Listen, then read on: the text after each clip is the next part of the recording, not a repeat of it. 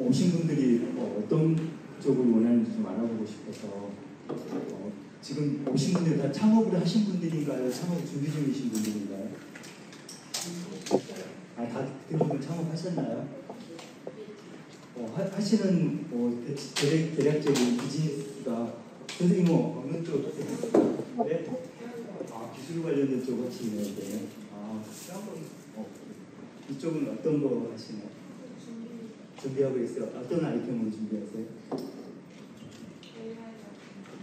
AI 쪽으로. AI를 어떤 쪽에 적용하고 싶으신가요?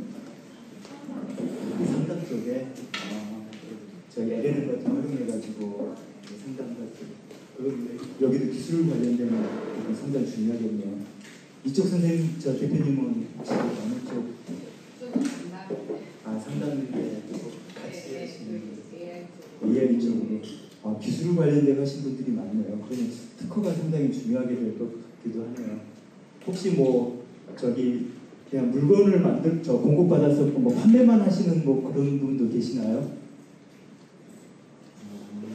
일단 대부분 특허 관련된 쪽 중심으로 많이 좀 말씀드리면 좋을 것 같네요. 혹시 이런 강의 기회가 많잖아요. 이런 강의들이. 이런 강의 많이 들어보셨나요? 특허 관련 특허나 상표 이런 강의 한 번이라도 들어봤다 하신 분? 10년 전에 오래되셨네요. 먼저 간단하게 신문에 난 기사예요. 이오플로우라는 회사가 미국 소송에 패소해가지고 6,644억 배상해야 된다고 하는 그런 내용이거든요. 지금 여기 나와 있는 것처럼 지금 거래 정지 상태예요, 이 회사가.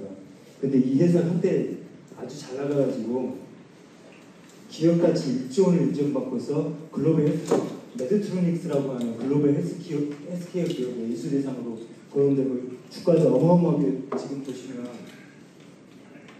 지금 현재 1,490원에 거래가 정지되어 있는데 여기 보면 이 정도까지 갔었잖아요.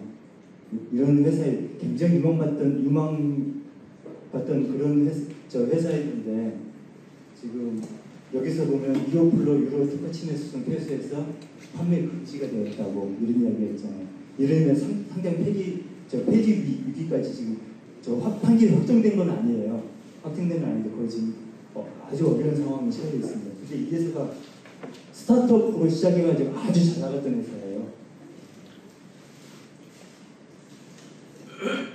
간단하게 설명 좀 해드리면 인슐린 펌프를 하는 회사거든요. 인슐린 펌프를 보면은 이렇게 다양하게 인슐린 펌프 사용하고 있는 사람들만 시장성이 아주 좋은 그런 상황이었어요. 근데 보면은 펌프 유형이 다양하게 있는데 일반적으로 보면은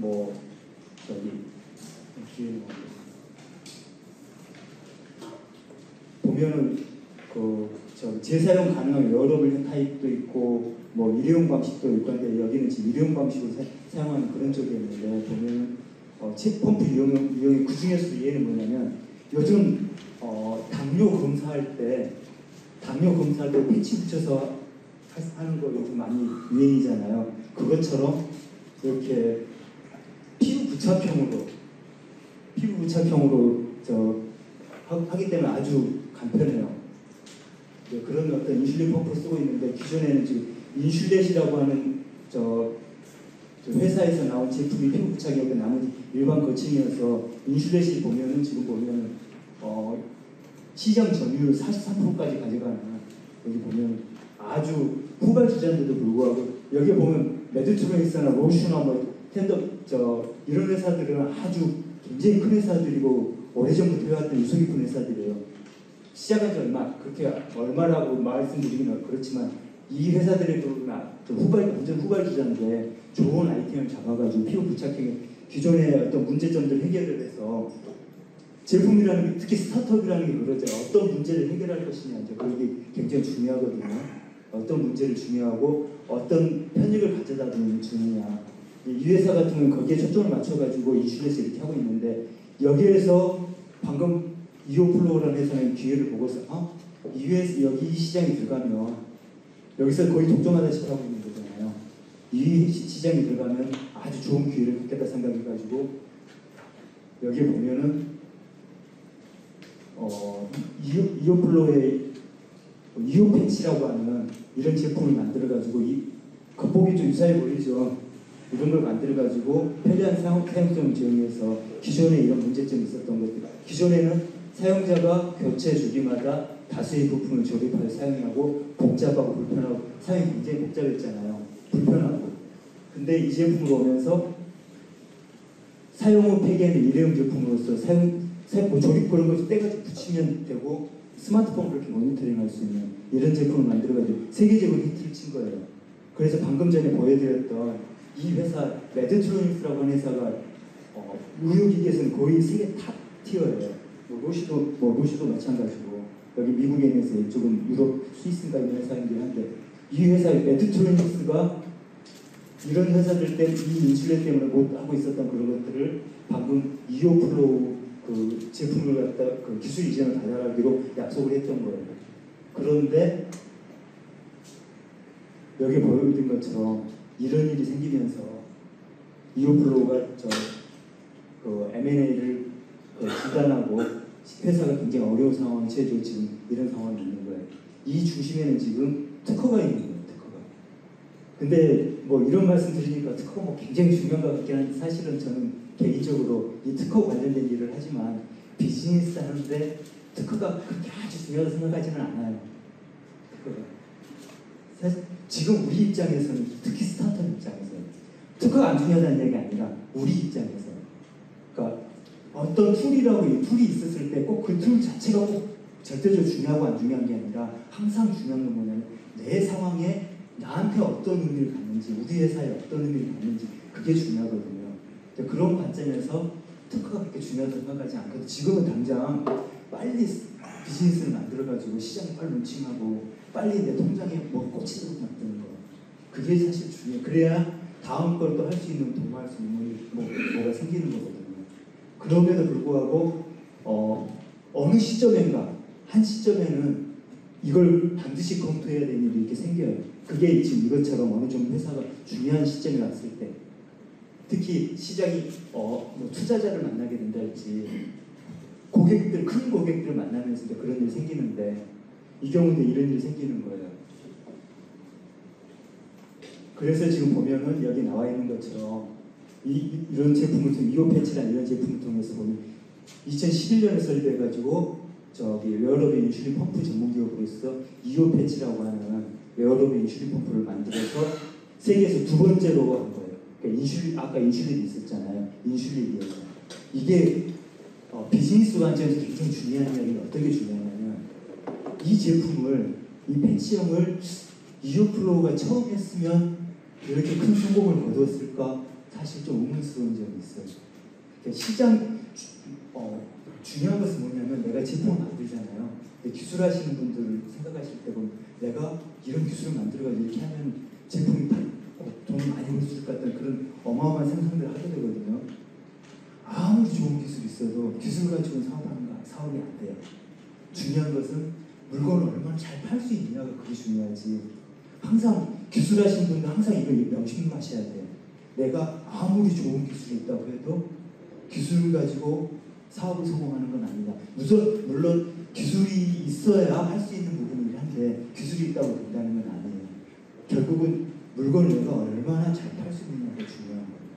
그리고 그 연장선 안에서 내가 특허가 어떻게 그 역할을 하는지 내 제품 특성, 내 기술 특성, 우리 시장 상황에 따라서 특허가 중요할 수도 있고 별로 중요하지 않을 수도 있고 왜 그러냐면 이거 하는데 시간과 비용이 굉장히 많이 들어가요. 특허나 상표나 뭐 그런 것들. 여기서 보면 인슐린 시장을 만들어 놨기 때문에 아마 들어가기가 훨씬 용이한 그런 측면도 있어요. 왜 그러냐면 시장을 만들었다는 얘기지만 인슐린에서 시장을 검증한 거죠. 이게 검증하는데 표시하는 게 굉장히 중요한데 제가 이제 고객 경우 그런 경우를 많이 있다. 어떤 B2B를 할 때 내가 삼성전자로부터 콜을 받았다. 그러면 그 콜을 받는 순간 야 나는 이제 타졌다. 그렇게 생각할 수 있거든요. 전혀 아니에요. 이제 시작. 그때다. 그런 측면에서 봤을 때 이렇게 시장을 우리가 만들어 놓은 상황에서 내가 그러니까 여기 계신 분들 제가 너무 과소평가를 할 수는 있는데 그래서 죄송하고 뭐냐면 내가 시장을 만들어 간다는 게 제일 힘든 거예요. 시장이 어느 정도 만들어진 상황에서 내가 후발자들 따라가면서 시장을 적당히 가져가면서 이렇게 시장에 진입하는 그런 것들이 굉장히 유효한 수단이 될 수 있다는 말씀 드리고 인증이나 뭐 이렇게 글로벌 시장을 확장하고 있었잖아요. 여기에도 사실은 굉장히 자기만의 중요한 기술이 있었어요. 중요한 기술. 여기에 보면은 우리 기술은 전기 삼투 펌프라고 하는 우리만의 중요한 어떤 가장 핵심적 기술을 가지고 사업을 했어요. 근데 이제 오늘 제가 이제 조금 이따 말씀드릴 건데 이 회사도 아마 이런 것도 특허받고 다 했을 거거든요. 이 회사가 이런 것들에 대해서 내가 특허를 받았으면 회사에 비즈니스하는 문제가 없을지. 오늘 제가 특허 관련해서 말씀드린 가장 중요한 이야기예요. 내가 특허를 받았으니까 나는 이제 시장에서 비즈니스 하는데 리스크가 없어지는구나. 그러는지. 보통은 사람은 그렇게 생각하기 쉽거든요. 제가 이제 아까 제가 말씀드렸잖아요. 특허를 할 때는 왜 어떤 목적으로 어떻게 활용하느냐가 되게 중요하다고 말씀드렸다시피 이제 제가 특허를 진행하시려고 하는 분들 항상 상담을 할 때 제일 먼저 물어보는 게 그거예요. 이 특허를 왜 하십니까? 어떻게 활용하시겠습니까? 그러면 물어보시는 것 중에 가장 큰 것 중에 대부분 가장 많은 것을 차지하는 게 뭐냐면 내가 이 특허해가지고 소송하고 그러려고 하는 게 아니다. 내가 특허를 등록함으로써 시장에서 그런 특허 때문에 생기는 그 리스크를 없애려고 미리 사전에 특허를 하는 것이다. 특허를 준비하는 것이다. 그런 말씀 많이 하시거든요. 그 이야기의 전제가 뭐냐면 내가 이 특허를 받으면 이 특허를 받았기 때문에 시장에서 사업하는 데 문제도 특허 문제는 없겠구나. 그렇게 생각하고 계시기 때문에 그런 얘기를 하잖아요. 근데 그 생각이 맞는지. 오늘 마지막 부분에서 말씀드릴 내용이 그 말씀인데 이게 동그라미면 제가 이렇게 안 물어보겠죠. 이렇게 중요하게 말씀 안 드리겠죠. 이 회사도 이런 거 관련된 특허를 많이 가지고 있음에도 불구하고 특허 소송을 받아서 비즈니스가 그렇게 잘 나가는 회사가 아까 보여드린 것처럼 그렇게 막판까지 가게 되는 그런 상황이 있었던 겁니다. 뭐 엄청 이렇게 열심히 했어요. 정말 이렇게 잘 나갔었어요. 그리고 매드트리믹스라고 하는 M&A가 이렇게 거의 7,900억이죠. 이 정도 금액을 받고서 이렇게 M&A까지 되고 했었는데 문제는 특허 소송 이슈가 부각돼가지고 매드트리믹스가 여기에 이제 계약이 문제가 있을 텐데 계약도 꼼꼼하게 아마 못 봤을 거야. 그리고 못 보기도 하고 계약이라는 것은 항상 바게닝 파워를 주도권을 누가 가지고 있느냐에 따라 달라져요. 내가 불리한 계약임에도 불구하고 내가 지금 당장 하지 않으면 안 되는 상황, 내가 아쉬운 상황이라 그러면 사인할 수밖에 없는 그런 상황이 있거든요. 근데 계약할 때는 항상 그런 부분들 조심하셔야 되고 이제는 계약서 검토하기 굉장히 쉬워요. 옛날에는 계약서를 검토하려고 그러면 변호사님은 도움을 받거나 했어야 되는데 요즘은 챗GPT랄지 그런 인공지능이 너무너무 잘 알려줘요. 어떻게 물어보면 되냐면 계약서 집어넣고서 나한테 불리한 조항이 있는지 어떤 조항을 수정하면 될지 어떻게 수정하면 될지 물어보면 아주 잘 알려줘요. 실은 저도 계약서 검토할 때 계약 먼저 넣어보고 그리고 나서 검토하면서 그렇게 하거든요. 여기서 이제 인공지능 관련된 비즈니스 하신 분들 앞으로 비즈니스 하시는데 인공지능 자체 가지고 비즈니스 하시는 분들 있으시지만 다른 비즈니스 하시는 분들도 툴로서 인공지능을 활용하지 않는 것은 굉장히 불리한 점이 많으실 거예요. 항상 그 점 염두에 두시면서 여기서도 보면은 특허 문제 생기니까 당장 다 민수 처벌 발표해 보더라고요.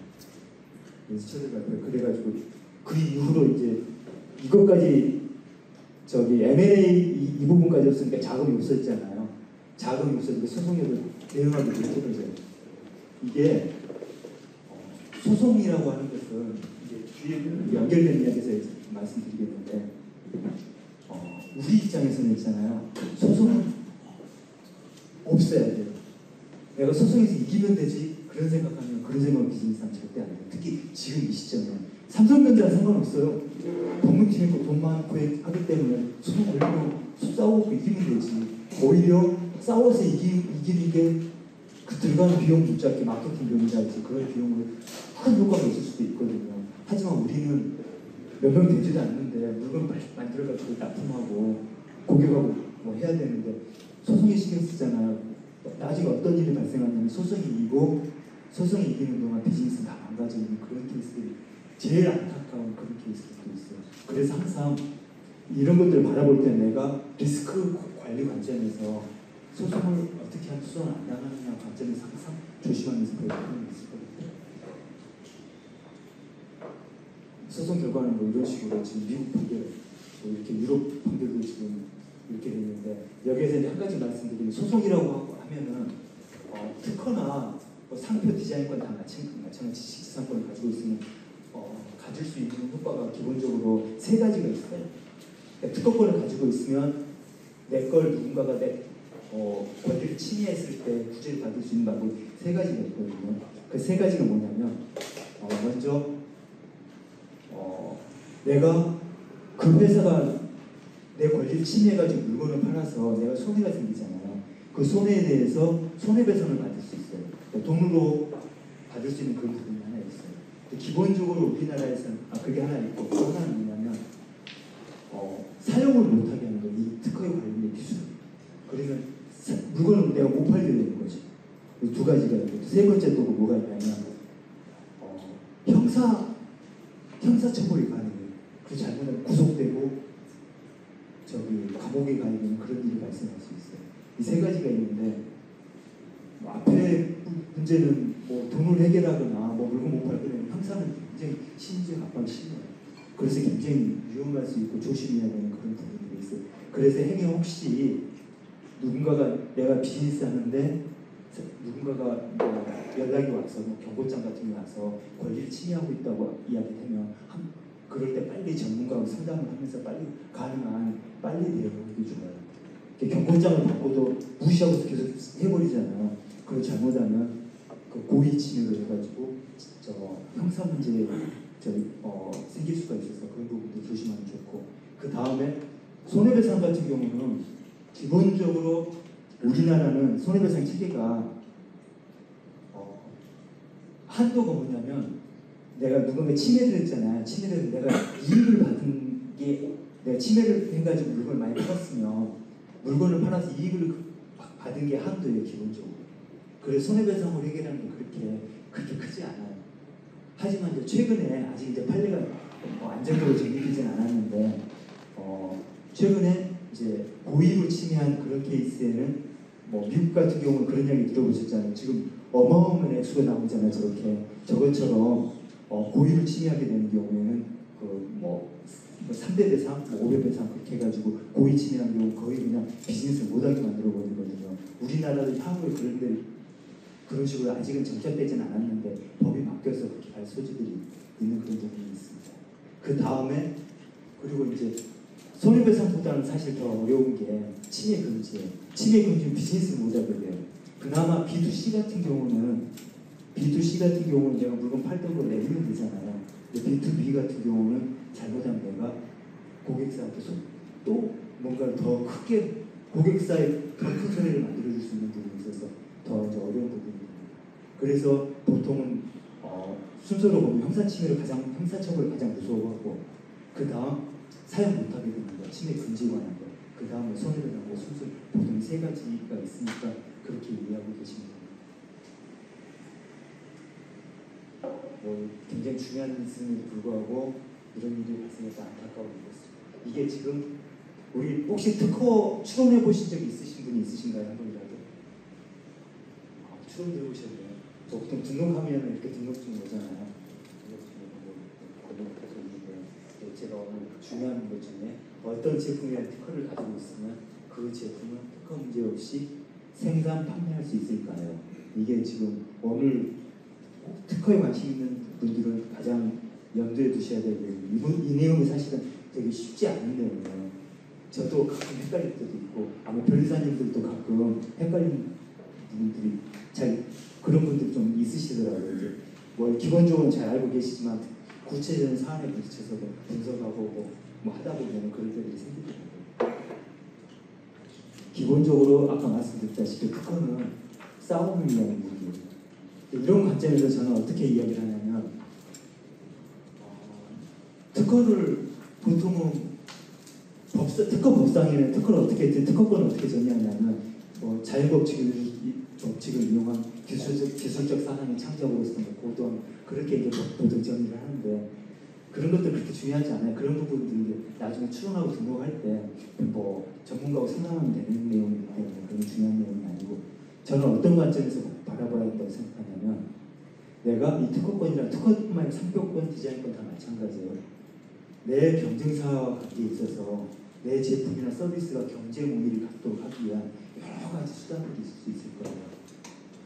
그 이야기는 뭐 조금 제가 말을 그럴듯하게 해서 실은 내 물건 하나라도 팔기 위해서 하나라도 조금이라도 돈을 더 벌기 위한 수단으로서 여러 가지 수단이 있을 거예요. 예를 들어서 뭐 나는 기술이 있어. 좋은 기술을 가지고 있으면 누구도 따라오지 못할 기술력을 가지고 있다. 아니면 나는 물건을 잘 팔 수 있다. 아니면 나는 자금을 잘 끌어올 수 있다. 뭐 다양한 것들이 있으면 그 중에 마지막에 저 아래에 있는 그 순서적으로 봤을 때 저는 사실 그 아래로 생각하는데 그런 수단 중에 하나라고 생각하시면 돼요. 그래서 제가 아까 처음부터 계속 강조하잖아요. 특허는 내가 돈을 조금이라도 더 벌기 위한 수단으로서의 하나의 수단이다. 나한테 맞는 어떻게 활용하는 게 나한테 맞는지 어떤 것이 항상 염두에 둬야 된다. 그런 말씀이에요. 그래서 경우에 따라서는 특허 추론이 필요 없는 경우가 많아요. 저도 이제 정부 과제나 뭐 스타트업들 뭐 할 때 뭐 심사 같은 거 많이 가거든요. 근데 가면 옆에 오신 분들이 잘 모르시는 분들이 막 특허도 안 해놨다고 혼내고 막 그러시는 경우 있더라고요. 전 그런 거 답답한 참 그분한테 뭐라고 말씀 못 드리는데 뭐 특허가 그렇게 중요하지 않은 케이스들이 많거든요. 근데 이제 문제는 그분도 고객이에요. 만나다 보면 이제 저희가 비즈니스나 특히 스타트업들을 만나다 보면 다양한 고객들이 많아요. 내 물건만 사주는 사람이 고객이 아니라 저기에서 저기 팀장님이 이런 자리 만들어 주시잖아요. 그리고 팀장님한테 잘 보이면 떨어져 떡고분들이 많아요.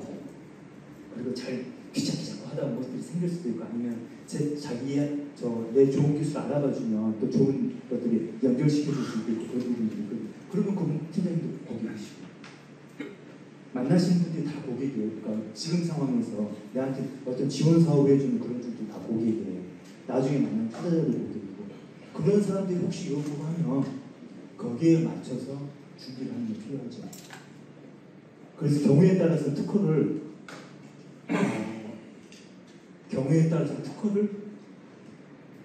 그냥 내가 그냥 간단히 추론하고 하나 특허 추론 번호 받아도 되는 경우도 있어요. 그러니까 예를 들면은 방금 말씀드린 것처럼 내가 지원 사업을 제출해야 발표 뭐 평가를 받아야 된다. 그랬을 때 내가 기술적인 이야기를 막 했는데 특허에 대한 이야기 뭐 그런 것들 뭐 특허 추론 이야기 그런 거 없으면은 그렇게 물어보는 사람들도 있고 좋은 기술인데 특허 추론이나 물어보는 사람들도 있거든요. 그럴 때 근데 이제 특허로 되게 어려운 그런 케이스도 많거든요. 그럴 때는 그냥 내가 가지고 있는 자료 있잖아요. 파워포인트 자료도 좋아요. 그냥 워드 자료도 좋아요. PDF로 만들어가지고 그냥 제출하면 특허 추론본으로 나와요. 추론본으로 나와. 그거 가지고 가서 나는 특허 추론했습니다. 그렇게 이야기하면 되는 거예요. 그리고 뭐 비용도 시간도 별로 안 들어요. 그런 것들을 잘 활용하시면 좋을 것 같다고 말씀드립니다. 그리고 이제 기술하시는 분들 같은 경우 특허를 보면 이제 두 가지 관점에서 보통 볼 수 있어요. 하나는 방금 전에 보여드린 것처럼 권리적 관점에서 누가 내 걸 사용 못하게 하나, 내가 남의 걸 사용해서 문제가 되는 그건 뭐냐면 권리적인 관점이라고 이야기를 해요. 재산권 똑같이 재산권이에요. 그런 방 하나 있고 또 하나는 뭐냐면 기술 관점이 볼 수 있어요. 이게 지금 뭐 같아요? 이거 보시면 뭐 어떤 내용인지 아실 거예요. 다이슨 선풍기예요. 이 다이슨 선풍기 특허 출원 사이에 있는 돈을 모아놓은 거거든요. 돈만 모아놓은 거예요. 이거 아마 엔지니어들이 돈을 보면 거의 만드실 수 있을 거예요. 그리고 특허 명세서에 보면 세부이 어떻게 생긴 게 어떻게 생겼고 원리가 어떻게 되고 구성 요소들과 관계가 어떻게 다 설명이 다 되어 있거든요. 이거 보면 따라 만들 수 있어요, 엔지니어들이. 그 이야기 뭔 말이냐면 내가 특허 출원하는 뿐만 아니라 상대방 경쟁사가 특히 후발주자에는 경쟁사가 있잖아요. 그 경쟁사가 어떤 것을 하고 있는지 보고 싶을 때 특허 출원 명세서 보면 걔네가 어떻게 다 볼 수 있어요. 그러니까 기술 자료 관점에서 높은뿐만 아니라 이렇게 잘 활용할 수도 있어요. 특허 관점. 그래서 이 회사는 그런 데서 보면 좋은 게 특허는 기본적으로 어떤 구조되냐면 어떤 문제가 있고 그 문제점을 나는 이렇게 풀어서 이걸 우리가 이렇게 하겠다. 보통 그런 구조로 되어 있거든요. 근데 이런 수단 못지않게 중요한 후발주자로서 중요한 게 뭐냐면 어떤 문제점을 가지고 있는 게 굉장히 중요해요. 그러냐면 내가 처음 시제품 만들잖아요. 그 단계까지는 그 정도 단계까지 내가 이 제품의 세부 문제점을 다 몰라요. 그래서 보통 보면은 제가 아까 삼성전자에 납품하게 되면 그게 시작이라고 말씀드렸던 이유가 뭐냐면 삼성전자가에서 자기 기기 같은 납품을 콜하고 들어가잖아요.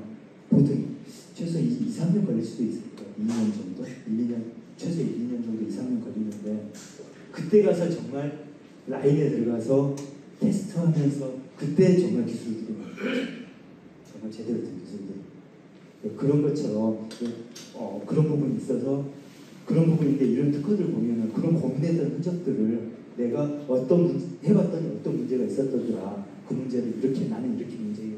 그런데 나 그걸 보고서 이 문제는 나는 여기에서 이야기 이런 방식이 아니라 나는 또 다른 방식으로 풀 수 있을 것 같네. 그러면 그게 나만의 기술이 될 수 있는 거예요. 그게 또 나의 또 특허가 될 수도 있고 그런 관점에서 특허가 기술적인 관점에서도 굉장히 활용하는 게 좋다는 말씀입니다. 이게 이제 아까 말씀드렸던 내가 이렇게 이런 특허를 가지고 있었을 때 이거 보고 다른 회사들 많잖아요. 다이슨이 선풍기 만들 때 시간과 비용을 어마어마하게 들였거든요. 후발주자들은 그냥 나를 먹는 거죠. 그래서 싸게 만들 수 있는 거고. 이제 그랬을 때 다이슨 특허 어마어마하게 많거든요. 소속도 많이 나고. 조금 있다 보면 특허 전략도 아주 잘 하고 있어요. 이런 것들을 이렇게 못하게 하는 그런 힘이 있고 특허가 거꾸로 이야기하면 다음으로 이야기하면 이런 특허들이 있었을 때 나는 이걸 어떻게 피해가면서 후발주자는 대신 아까 제 기술들을 보고서 활용한다고 얘기했잖아요. 대신 어떻게 해야 되냐면 이 특허들을 피해가는 방법들을 찾아야 해요.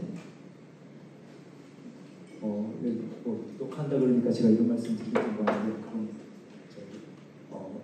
어떤 것들이 있냐면 후발주자 입장에서는 우리 그런 거 많이 하잖아요. 국산화 많이 하잖아요. 국산화할 때는 방법이 어떤 방법이냐면 기본적으로 어떤 제품이랄지 도면 같은 걸 구해와요. 그거 와가지고 그걸 보고서 이걸 그대로 베끼고 싶어요. 베낄 때 어떻게 하냐면 베낄 때 대신 특허 문제가 없어야 되잖아요. 그래서 이제 저 같은 사람한테 와요. 저 같은 사람 오면 어떻게 하면 그 회사 가지고 있는 특허들 다 뒤져요. 다 뒤져가지고 그 관련된 특허들 다 뽑아낸 다음에 특허 권리를 하나하나 분석해가지고 그 있는 제품들은 있는 설계 가능한 설계를 그대로 가져가면서 특허 침해가 될 수 있는 요소들만 빼가지고 그 부분을 피해가면서 회피 설계를 해요. 그러면서 제품을 만드는 얘도 지금 이 특허가 있을 때 그런 작업도 충분히 가능하거든요. 그랬을 때 어떤 문제가 있는지 검토하고 문제가 없이 하려면 어떻게 가야 될지. 사실은 우리 수준에는 우리 관점에는 후발 경쟁사가 내 걸 뺏겨가는 걸 막는 걸 걱정하는 것보다는 사실 그 정도는 우리는 성공이에요. 그 정도까지 갔습니다. 그것보다는 혹시 내가 제품을 팔고 했을 때 이미 특히 내가 선발주자가 아니었을 경우에 선발 경쟁사가 나를 못하게 하려고 하는 일이 없을지 그걸 사전에 검토하는 그런 작업들도 되게 중요하죠. 그리고 여기에 보면 이제 인터넷 저 사이트에서 가져온 거예요. 저기 판매 사이트에서 가져온 거거든요. 여기에 보면은 판매 사이트에 판매 그 설명서예요. 여기에 보면 뭐라고 써져 있어요. 특허가 지금부터는 특허를 지금 어떤 말씀 드리고 있냐면 특허를 지금 어떻게 활용할 수 있는지에 대해서 말씀드리고 있는 거예요. 지금 그 중에서 지금 오늘 제가 다양한 활용 방법을 말씀드리면 저 중에 나는 이게 더 중요하겠다 이런 관점에서 봐야겠다 이제 그런 말 생각하시면서 보시면 될 거예요. 예를 보면은 이제 제가 아까 물건 파시는 분이 있냐고 여쭤본 건데 특허 받은 기술력 멀티 주파수 EP 기술 뭐 이렇게 돼 있죠. 여기 특허 받았다고 막 돼 있잖아요. 어떤 데는 여기에다가 특허청 특허 마크도 막 돼 있고 해요. 이런 거 있으면 저는 이제 이게 특허는 이런 말씀 드려야겠지만 특허는 마음만 뭐 그냥 받을 수도 있어요. 내가 꼭 특허라고 필요하다 특허가 내가 큰 기술이 있어야 뭐 특허를 만들 수 있고 대단한 기술이 있어야 뭐 특허를 가지고 있는 건 아니에요. 물론 대단한 기술이 있고 하면 좋은 특허를 만들 수 있는 그런 거지만 내가 이것처럼 이렇게 활용할 거라고 그러면 특허 만드는 거 그렇게 어렵지 않아요. 그냥 기존에 있는 기술에다가 예를 들어서 기존에 이 회사 가지고 있는 특허 명세서 그대로 가져온 다음에 거기에다가 그 특허 명세서에 포함되어 있지 않으면서 관련된 분야에서 아직 사용하지 않는 기술이 있잖아요. 그 기술 하나만 추가가 되어 있으면 특허를 받을 수 있다. 그 기존 기술을 대비해서 새로운 점 하나만 있으면 특허 등록 받는 거거든요. 그래서 근데 이제 그 새로운 점이라고 하는 게 경우에 따라 별 의미 없는 것일 수도 있거든요. 그래도 특허는 받아요. 그래도 특허 가지고 있다고 그 제목. 여기도 보면은 특허 받은 기술력이라고 이렇게 되어 있지만 조금 이따 보여드릴 이 특허 가지고 있는 권리하고는 사실은 그렇게 관계도 없어요. 그럼에도 불구하고 특허 받아놓고서 여기 이렇게 써놓으면 이게 방금 말씀드렸다시피 저는 특허가 별거 아니라는 아는데도 불구하고 괜히 신뢰가 가잖아요. 똑같은 게 있으면 크게 손이 이렇게 괜히 가지더라고요. 아마 소비자들은 그럴 가능성이 굉장히 높거든요. 그러니까 고객이 그렇게 생각한다면 제품 특성상 이게 기술이 중요하다는 걸 부각시켜서 얘도 그러자 뭐 있을 것 같잖아요. 뭐 기술이 있다는 걸 강조를 해서 기술력이 어떤 신뢰도를 줄 수 있고 하면 이런 것도 굉장히 유리한 수단이 될 수 있습니다. 여기 보면 그 안에 보면 뭐 설명들이 많이 있는데 여기 뭐 이런 거 있는데 얘한테는 이런 거 없잖아요. 얘한테는 지금 원래 이 제품에는 이런 거 들었거든요. 실제 특허 받을 때 보면은 리스트 가지고 특허를 받는 거예요. 방금 그 제품에 대한 지금 특허 받았다고 하는 제품 특허 청구한 거거든요. 여기 뭐 리스트 가지고 특허 전해져 있고 뭐 리스트 이거 갖고 특허를 받은 거예요. 그래서 특허라고 하는 것은 필요에 따라서는 내가 특허 등록받는 데는 사실 사용할 가능성이 낮을수록 특허받기 쉬워요. 어떻게 보면 왜 그러냐면 그 이야기 보면 기존에 그런 특허가 있을 가능성이 적잖아요. 사용할 가능성. 그래서 만약에 특허가 필요하다면 그런 방법도 이런 이야기 생각되는데 안 되는데 하여튼 뭐 그럴 수도 있습니다. 이렇게 필요하다 그러면 이거 광고 목적으로나 이런 목적으로 충분히 사용할 수 있고 오히려 이런 데서는 이렇게 판매가 중심인 회사들은 이런 특허보다는 오히려 상표가 더 중요할 수도 있어요. 왜 그러냐면 사람들이 물건을 살 때 내 상표가 물건을 팔아가지고 어느 정도 알려지잖아요. 사람들이 그 상표를 보고 사게 되는 케이스들이 많거든요. 뭐 이런 것처럼 막 특허 가지고 어마어마한 돈을 벌 수 있는 막 그런 것도 있어요. 여기 뭐 사실 여기는 이 건은 지금 우리나라 특허 가지고 애트링 특허 가지고 저 미국 가서 소송이가 돈 어마어마하게 벌었던 건데 제가 잘 아는 친구가 했던 뭐 케이스이기도 합니다. 뭐 근데 사실 이건 뭐 우리한테 그 중요한 건 아니어서 뭐 이런 거 넘어가겠습니다. 그리고 특허 같은 경우에 여기 보면은 신보나 기보나 이런 데서 보면은 특허를 가지고 있으면 저 자금을 유통하는데 굉장히 유용한 방법적인 것이 있어요. 지금 스타트업이 시작해가지고 비즈니스를 하잖아요. 이제 그 설문조사력가 나온 케이스가 있어요. 거기 보면은 창업하는데 가장 어려운 점이 뭐냐고 물어보면 1등이 뭐냐면 돈이에요. 돈. 자금이에요. 사업은 처음 시작할 때는 잘 모르겠지만 조금 지나보면 돈으로 사업하는 거거든요. 근데 그 돈 자금을 받는 방법이 세 가지가 있어요. 세 가지. 우리나라에 세 가지 중에 하나는 뭐냐면 투자를 받는 거.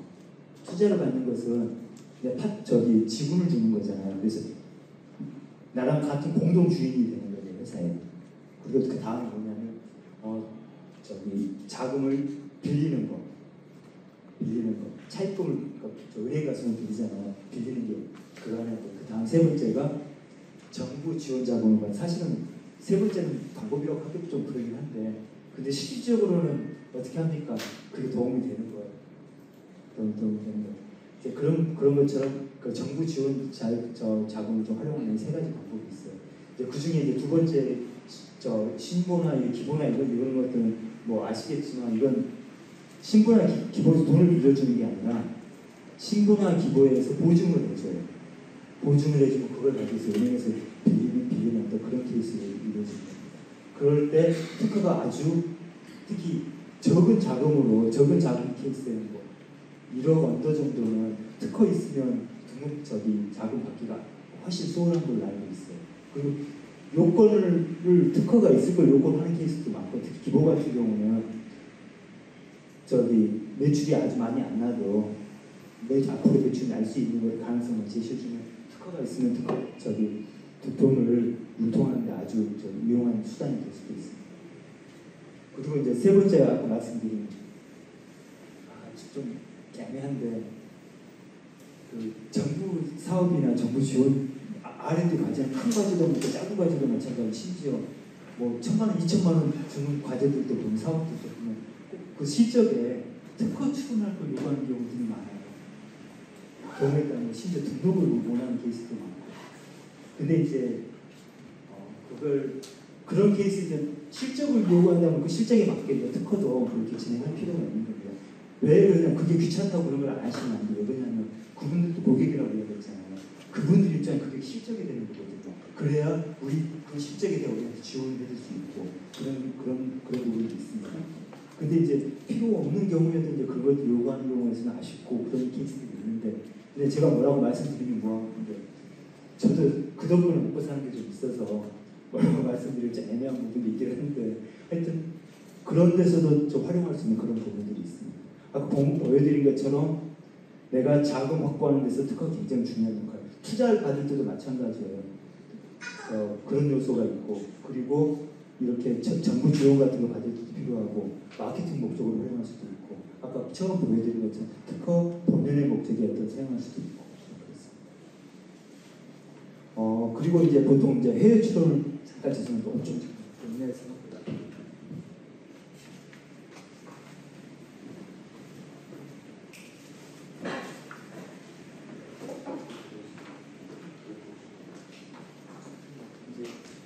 특허 관련해서 앞으로 들으신 이제 상식적인 이야기 이제 몇 가지 말씀드릴게요. 지금 여기 보면 해외 출원하는 방법이 이제 두 가지가 있는데, 해외 출원은 보통 어떻게 하냐면 해외 출원을 예를 들면 내가 미국에 출원하고자 한다. 미국에 출원하려면 영어로 써야 되잖아요. 처음부터 영어로 쓰기 좀 부담스러운 부분이 하나 있고, 또 하나는 뭐냐면 미국에는 돈이 어마어마하게 많이 들어요. 미국 출원은 뭐 최소 1,000만 원부터 시작하거든요.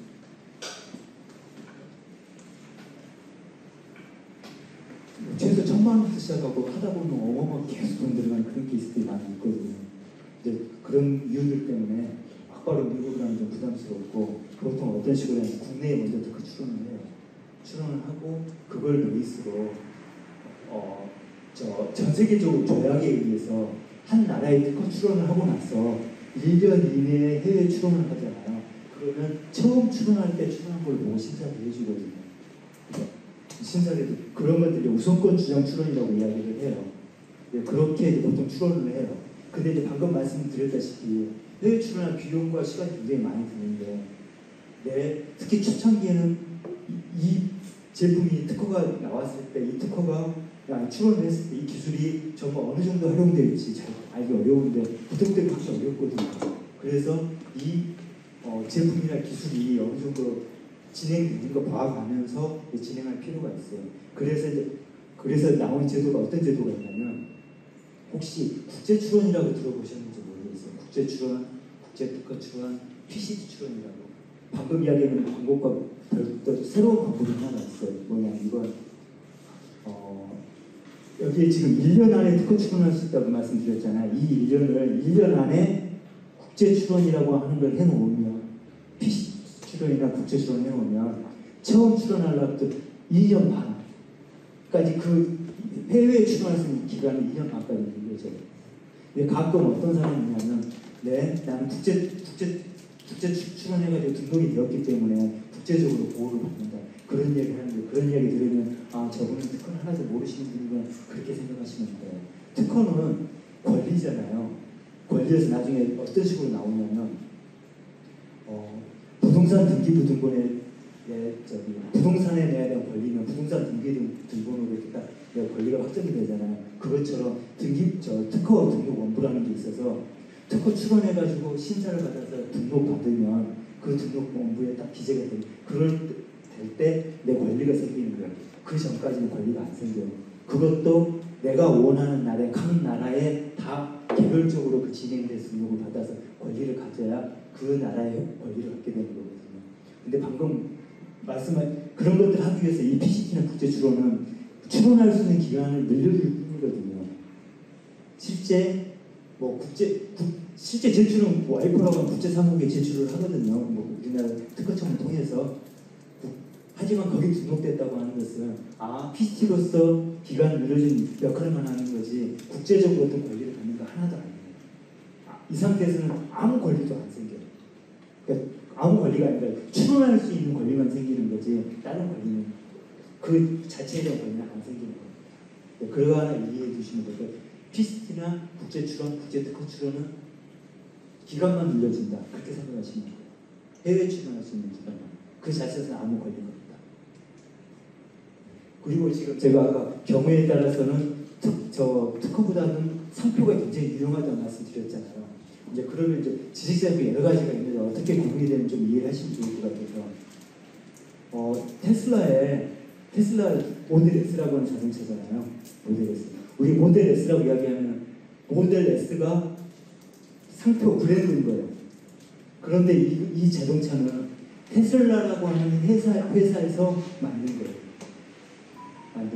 그래서 이걸 BI라고 하고, 브랜드 아이덴티티라고 이야기하고, 여기 CI라고 해요. 회사 상호인데. 그래서 구분 잘 하셔야 돼요. 우리 사업자 등록증 찍히는 거 있잖아요. 그건 기본적으로 상호예요. 근데 내가 이 상호를 경우에 따라서는 상표처럼 사용하는 경우도 많아요. 두 개 작은 기업에 한 가지 제품만 있는 경우에 그걸 두 개 나눠서 가는 번거로움으로 관리하는 게 어려운 거여서 동일하게 하나로 가져가는 케이스도 있는데 일반적으로는 테슬라라고 하는 회사의 모델 S라고 하는 브랜드를 가지고 상표가 있는 브랜드가 이렇게 구분이 이렇게 되는 겁니다. 그리고 이제 기술 관련된 특허가 있고 실용신안이 있어요. 특허는 일반적인 기술에 관해서 이야기를 하는 거고, 실용신안은 이제 간단한 기술로서 물품의 형상, 구조, 조합에 해당되는 것 중에서 우리가 특허 등록받기 보통은 어렵다고 생각하는, 기술적으로 난이도가 낮아서 어렵다고 생각하는 기술을 실용신안이라고 보통 이야기를 해요. 보통 이렇게 그렇게 이야기를 합니다. 하지만 이제 한때는 우리나라도 실용신안 무심사로 등록해 주는 경우가 있었는데, 근데 지금 최근에 심사 흐름은 특허하고 실용신안하고 거의 차이를 안 둬요. 왜 그러냐면 특허 등록을 받는 케이스나 실용신안 내가 권리를 받아도 남한테 소송하고 나 못하게 하고 형사처벌 시킬 수 있고 그런 부분은 동일하게 권리를 갖거든요. 단 기간만 10년으로 짧을 뿐이에요. 특허보다. 그래서 실제 심사하는 심사 운영 과정에서도 심사관 최근에 심사 흐름 보면 실용신안이라고 더 쉽게 등록시켜주고 그러지 않더라고요. 그래서 저희는 대부분 그냥 특허로 진행하는 편입니다. 기간만 줄어들고 그래서. 그리고 이제 대상도 실용신안 이건 말씀드렸다시피 물품의 형상, 구조, 조합에 해당하는 눈에 보이는 것들 있잖아요. 그런 쪽에 한정되어 있어요. 단 실용신안이 굉장히 중요한 역할을 하는 케이스가 있어요. 어떤 케이스냐면 내가 중국에서 권리를 가져야 되는 케이스가 있어요. 근데 중국에서는 실용신안을 무심사로 등록을 시켜줘요. 그리고 심사를 할 때 심사하는 요건이 있잖아요. 보통 이제 아실지 모르겠지만 진보성이라고 하는 요건이 필요하니까 기존에 있는 기술보다 뭔가 발전된 게 있어야 될 그런 부분이 있는데 저 실용신안에서 중국 실용신은 거의 그렇게 안 보고 거의 하나하고 거의 유사한 게 있었을 때만 나중에 무효를 시킬 수 있고 기본적으로 그냥 무심사 등록을 시켜서 쉽게 등록돼버려요. 쉽게 등록되고 그래서 만약에 중국에서 권리가 필요한 경우 필요하고 이 내가 이 기술 자체가 물품의 형상 구조 조합에가 눈에 보이는 그런 형상이라면 중국에서는 실용신안으로 활용하는 게 굉장히 유효해요. 그리고 경우에 따라서 중국에서는 특허하고 실용신안을 이중 출원하고 둘 다 출원할 수도 있어요.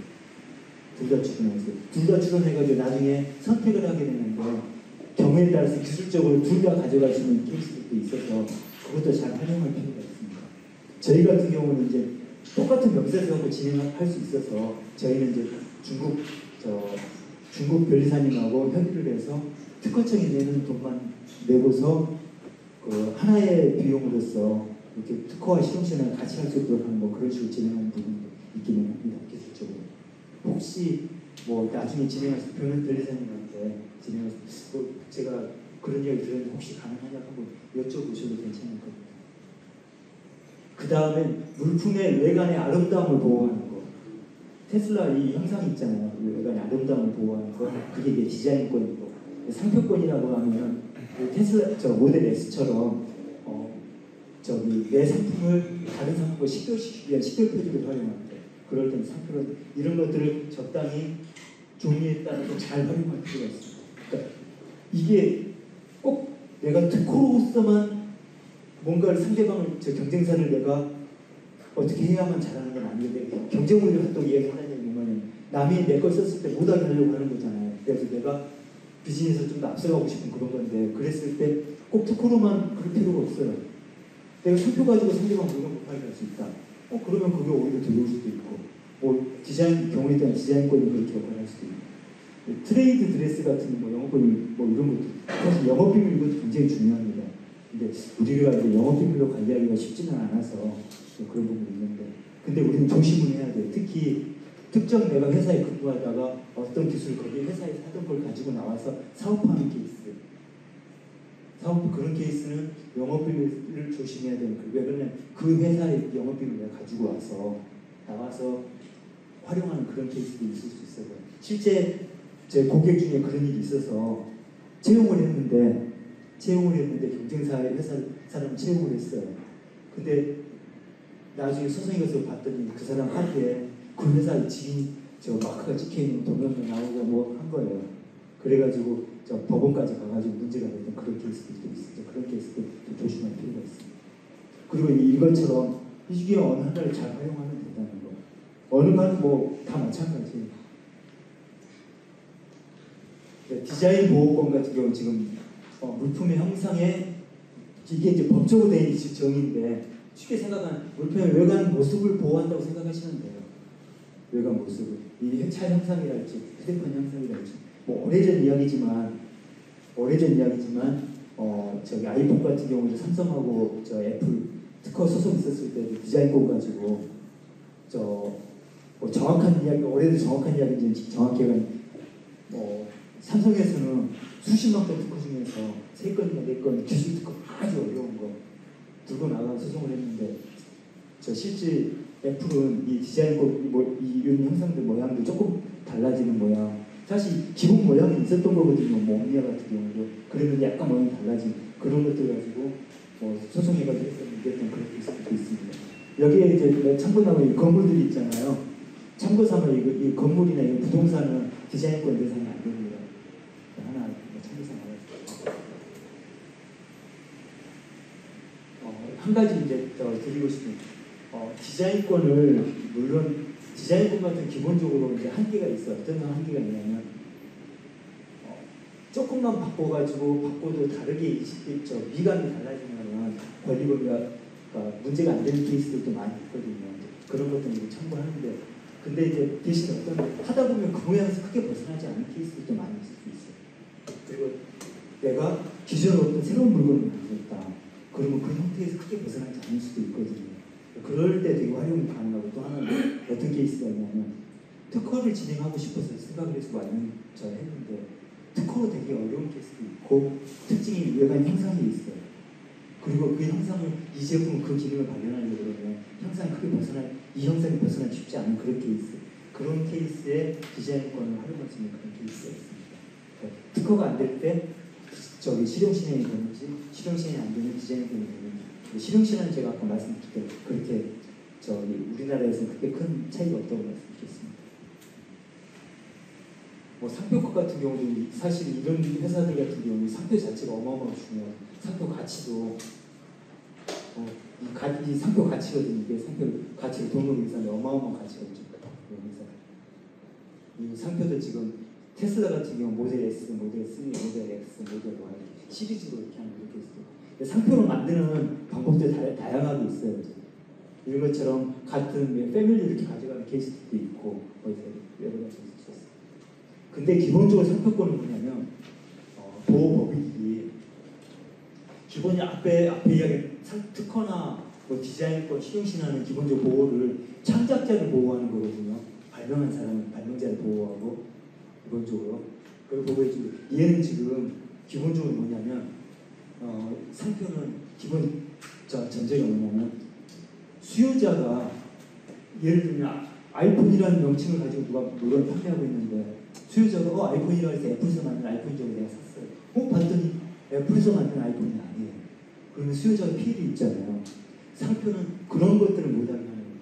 그 수요자가 잘못된 물건을 사서 피해를 보는 그런 일이 없도록 만들기 위해서는 상표의 기본 취지 자체가 그렇게 이해하실 수 있어.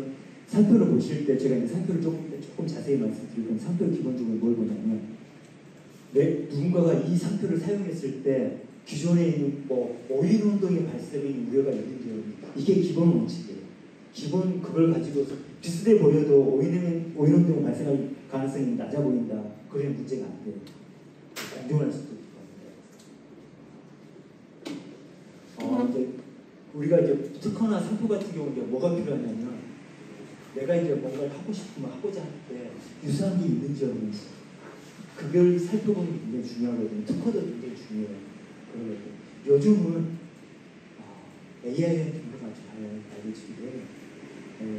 근데 이제 AI한테 물어보면 AI는 뭐 요즘 많이 좋아지긴 했는데 이상한 것들도 알려주기도 하는 그런 케이스도 있어서 이제 별도의 이제 그 검색 엔진들이 있어요. 크게 보면은 이 키프리스라고 하는 저희는 사실 이걸 잘 안 쓰고 유료 DB를 사용하긴 하는데 일반인이 사용하기 좋은 게 키프리스 써져 있잖아요. 키프리스라고 치면은 나오거든요. 거기에 들어가보면 지식재산정보 검색이라고 해서 여기에다 이렇게 아무거나 계속 치면은 거기에 나올 수도 있어요. 기본적으로는 여기 보면 지식정보 검색이라고 방금 여기 누르시잖아요. 기본적으로 특허, 디자인, 상표, 심판 이렇게 검색하실 때 나오는데 선택해서 이렇게 하시면 돼요. 그리고 여기 상세 검색 누르면 상세 검색도 할 수 있고 그렇게 되어 있어요. 그리고 여기에다 그냥 우리가 생각하는 명칭 이름 있잖아요. 플레임을 이렇게 적어도 관련된 걸 쭉 찾아줍니다. 이거보다 사실 저희는 이렇게 사용하는 것보다 구글 패턴트를 많이 써요. 구글에 패턴트라고 쓰면은 그 패턴트 별도의 검색창에 나오고 거기에 쳐보면 거기에다가 그냥 내가 생각하는 건 아무렇게나 쓰시는 거예요. 뭐 검색 원래는 이제 저희는 많은 특허를 한꺼번에 찾고 컨트롤 해야 되기 때문에 검색식을 만들고 이상한 짓을 많이 하는데 일반인들 굳이 그럴 필요 없이 내가 생각하는 것을 쭉 쓰시면 관련된 걸 이렇게 찾아줍니다. 여기에 이제 구글 패턴트라고 하는 데서 이렇게 뭐 찾아가지고 이렇게 하는 그런 게 있어요. 그 다음에 이제 상표권에 관해서 이제 상표 출원해가지고 내가 등록받으려면 어떻게 해야 되는지 간단히 말씀드릴게요. 상표 같은 경우는 뭐 제조업을 하시는 분들도 다 쓰는 거예요. 쓸 수 있는 그런 거여서 심지어 B2B를 하시는 분들도 경우도 상표가 그런 필요한 케이스도 있습니다. 상표 선택하는데 이 정도 생각하시면 돼요. 이 5가지 정도 생각하시면 돼요. 제일 먼저 내가 어떤 로고를 사용하실 것이냐, 또 어떤 명칭을 사용할 것이냐, 로고나 명칭, 경우에 따라 다양한 것도 있습니다. 기본적으로는 이제 어떤 것들을 사용하는 건지 표정이라고 이야기하거든요. 그걸 결정을 하고 그 다음에 뭘 해야 되냐면 내가 어떤 영역에 사용할 것인지. 경우에 따르면 이 주어력이 바뀔 수도 있겠죠. 이 첫 번째 순서가. 내가 어떤 영역에 사용할지 내가 아니면 뭐 아까 태양광 패널 내가 태양광 패널에다가 어떤 상표를 사용할 것인지, 아니면 어떤 서비스에도 마찬가지로 사용할 것인지, 아니면 뭐 탁자문 뭐 이런 포인트에도 쓸 수 있을 것이고, 이런 제품 어떤 걸 사용할 것인지 그걸 정하는 부분이 하나 있고요. 그 다음에 이제 이 두 개가 정해지면 내가 상표가 출원하거나 내가 등록받고 있는 상표가 특정이 되는 거예요. 동일한 명칭이라고 하더라도 사용하는 영역이 다르면, 동일한 명칭이라고 하더라도 사용하는 영역이 다르면 공존할 수 있어요. 문제가 공존한다는 게 문제가 안 된다는, 예를 들어서 지금 미샤라고 하는 상표가 있잖아요. 여성분들은 잘 아실 것 같은데, 미샤라는 상표 보면은 여기 보면 저 의류 있죠. 의류에 관한 상표도 있을 수 있고, 요즘도 있는지 모르겠는데 화장품도 있을 수 있고, 또 경우에 따라서는 여기에 이렇게 공기청정기나 정수기나 뭐 소독기 뭐 이런 것, 정수기 이런 것들이 있을 수 있고, 명칭은 다 동일하잖아요. 동일함에도 불구하고 이런 사용하는 영역이 다르면 공존할 수 있고, 심지어 얘가 이미 이런 영역에 등록되어 있잖아요. 근데 다른 영역을 이렇게 사용하면 문제가 안 돼요. 사용 못하게 할 수도 있고, 만약에 내가 그렇게 하고 싶으면 그 영역까지 확장시켜서 등록을 받아놔야 가능해요. 이 이야기는 사용 영역이 다르면 동일한 명칭으로 사용 가능하다는 거예요. 그리고 여기에는 상표권에는 아까 제가 그랬잖아요. 보는 것은 뭐 오인운동이 우리가 있냐 없냐를 보는 거기 때문에 유사한 영역까지 효력이 있죠. 유사한. 그러니까 명칭도 지금 동일할 뿐만 아니라 미사라고 되어 있는데 미샤라고 되어 있잖아요. 미사 그래도 유사하잖아요. 그런 경우에 효력이 동일한 거죠. 그러니까 예를 들어 이런 것들이 등록되어 있으면, 등록되어 있는 이 샤라고 등록되어 있는 애가 동일한 영역에 우리에다 이 사라고 쓰잖아요. 그럼 유사하잖아요. 그렇죠. 유사하기 때문에 외관 칭호 관념이라고 뭐 겉모습, 부르는 이름, 명칭, 칭호, 관념, 생각하는 떠올리는 어떤 관념, 그 중에 어느 하나가 유사한 거거든요. 명칭이 유사하니까 유사해서 얘 때문에 상표권 침해가 될 수 있어요. 그리고 내가 등록받으려고 출원을 하잖아요. 얘 때문에 상표 등록을 못하게 될 수도 있어요.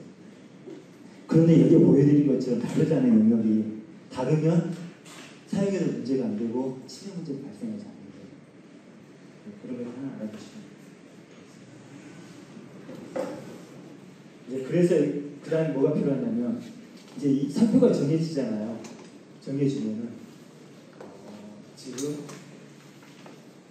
그 다음 필요한 게 뭐냐면, 저희는 이제 식별력이라고 이야기하는데, 예를 들어서 사과라고 하는 제품에다가, 사과라는 제품이 있는데 사과라는 명칭을 누군가가 상표권을 독점한다고 생각해봐요. 그럼 다른 사람들은 사과라는 명칭 사용 못하게 되잖아요. 그런 문제가 있어서 보통 명칭이랄지 뭐 산지, 품질, 영도, 품질, 뭐 그런 류의 다양한 그런 것들은 뭐 현재한치 이런 명칭, 그런 걸 관련 특정 어떤 상품과 관련된 것들, 그런 것들에 대해서는 누구도 독점을 할 수 없어요. 그래서 그 상표 등록을 못 받아요. 그래서 내가 하고자 하는 게 혹시 그런 거에 해당되는지, 그게 되면 등록이 안 된다는 거. 그리고 설령 등록이 되는 부분이 있어도 침해가 성립하지 않은 그런 부분이 있어요. 그게 해당되는지를 살펴보는 게 있어요. 근데 문제는 뭐냐면, 사람들 마음은 상표를 정할 때 꼭 그걸 하고 싶어 해요. 왜냐면 사람들한테 부르기도 쉽고 사람들이 금방 알 수 있는 거거든요.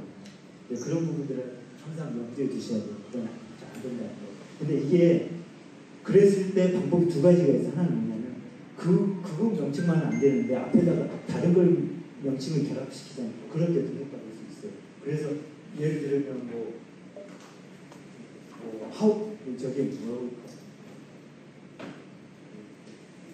예를 들어서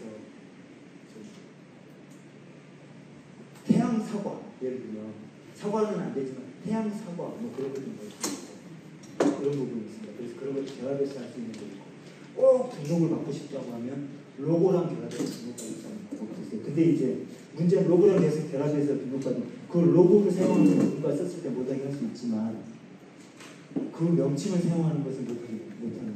그래서 별 의미가 없어요. 그래서 그 상표의 명칭을 정할 때 그런 것도 잘 생각해서 정하셔야 돼요. 그 다음 해야 될 게 뭐냐면 혹시 내가 이 상표를 갖다 출원했을 때 지금 상표 선택하고 출원할 때 이제 이야기인데 출원했을 때 기존에 있는 상표들이 많이 이미 관련돼서 아까 보여드린 것처럼 이미 등록된 상표가 있어가지고 내가 이 상표가 그 등록된 상표 때문에 상표 등록을 못 받거나 또 내가 사용했을 때 그 상표 등록된 상표 때문에 침해가 돼서 사용 못하게 되는 문제가 생기는지를 갖다가 상표 검색을 통해서 알아봐야 돼요. 이 검색을 통해서 알아볼 수 있는 게 방금 보여드린 것처럼 이 상표를 내가 상표 등록 받을 수 있는지 또는 내가 이 상표를 사용해서 사용하는 문제가 되는지 안 되는지 그걸 이제 알 수 있게 됩니다. 그래서 검색하는 방법으로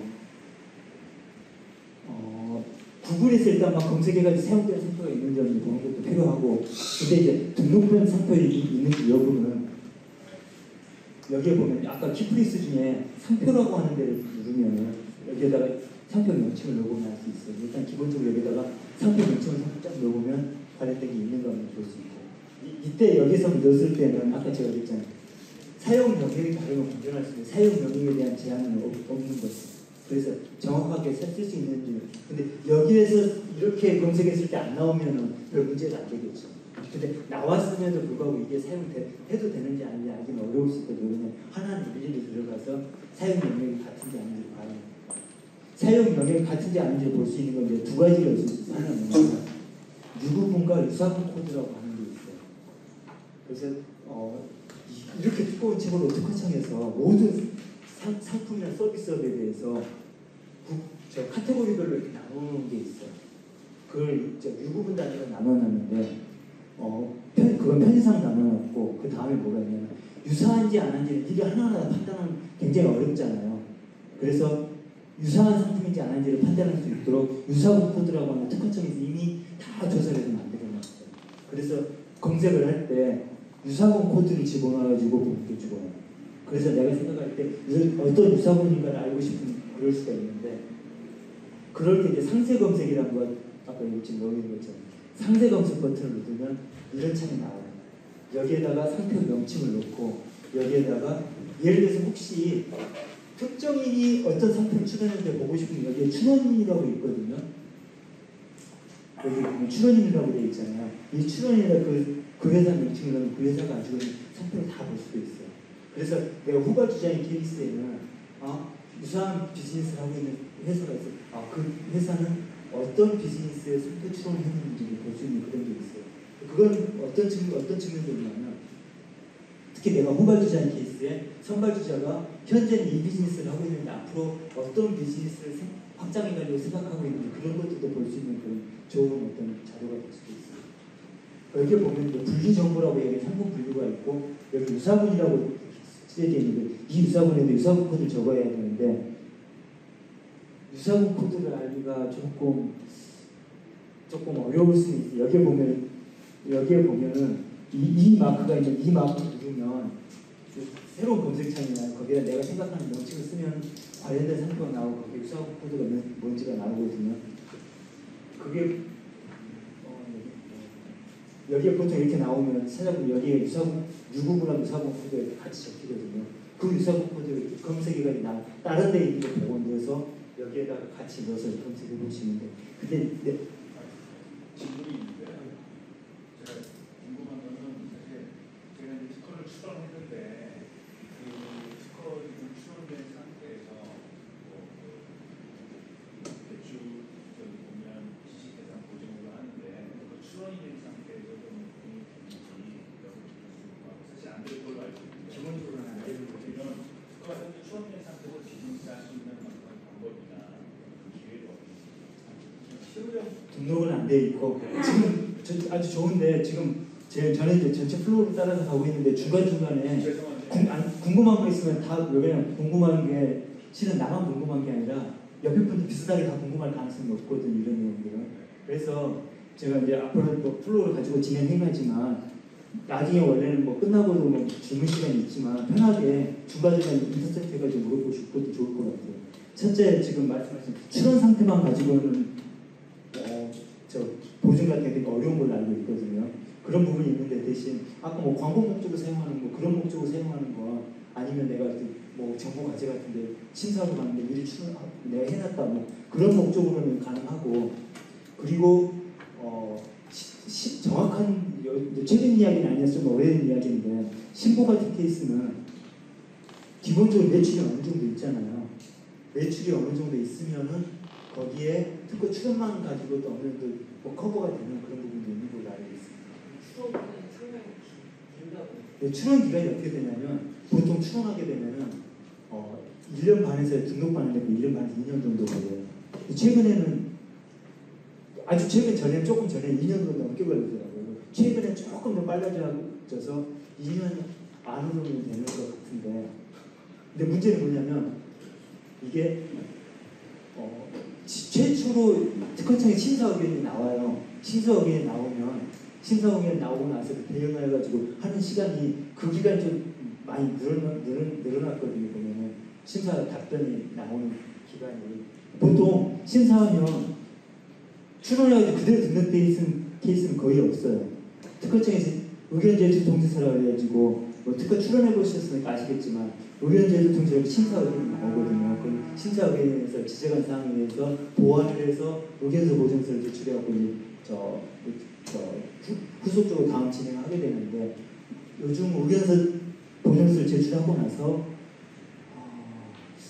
제가 8개월 가까이 잠깐 헷갈리는데 그렇게까지 걸릴 수도 있는 걸로 알고 있어서 기간이 좀 많이 늦어지고 있습니다. 근데 최근에는 조금 빨라지고 있는 느낌이 그래요. 그런 게 있습니다. 그런 부분이 있고 그리고 또 한 가지 뭐가 있냐면 대신 내가 등록을 빨리 받아야 될 경우가 있거든요. 경우에 따라서 그럴 땐 우선심사제도라는 게 있어요. 우선심사제도. 그러니까 우선심사 청구를 하게 되면 가능한데 첫째 문제는 비용이 많이 들어요. 비용이 보통 특허 출원해서 등록받는 데까지 한 400만 원 드는데 400만 조금 더 들 수도 있고 400만 원 드는데 그 우선심사 하는 비용만 한 최소한 한 70만 원 왔다 갔다 이렇게 드는 것 같아요. 보통 그쯤 더 들어서 비용도 많이 들고 그 다음 또 뭐가 있냐면 옛날에는 우선심사를 돈만 더 내면 심사를 해줬었어요. 근데 그렇게 하다 보면 우선심사 신청 건수가 너무 많아지니까 그런 것들 그 제도를 없애버렸어요. 그래서 우선심사하면 예를 들면 벤처기업이라든지 인허비인지 일증이 있다든지 법적 요건인데 그 요건을 갖춰야만 이제 가능하게 되죠. 네. 한번 그 등록 과제 신청할 때 네. 출원된 상태에서도 가능하다고 하셨는데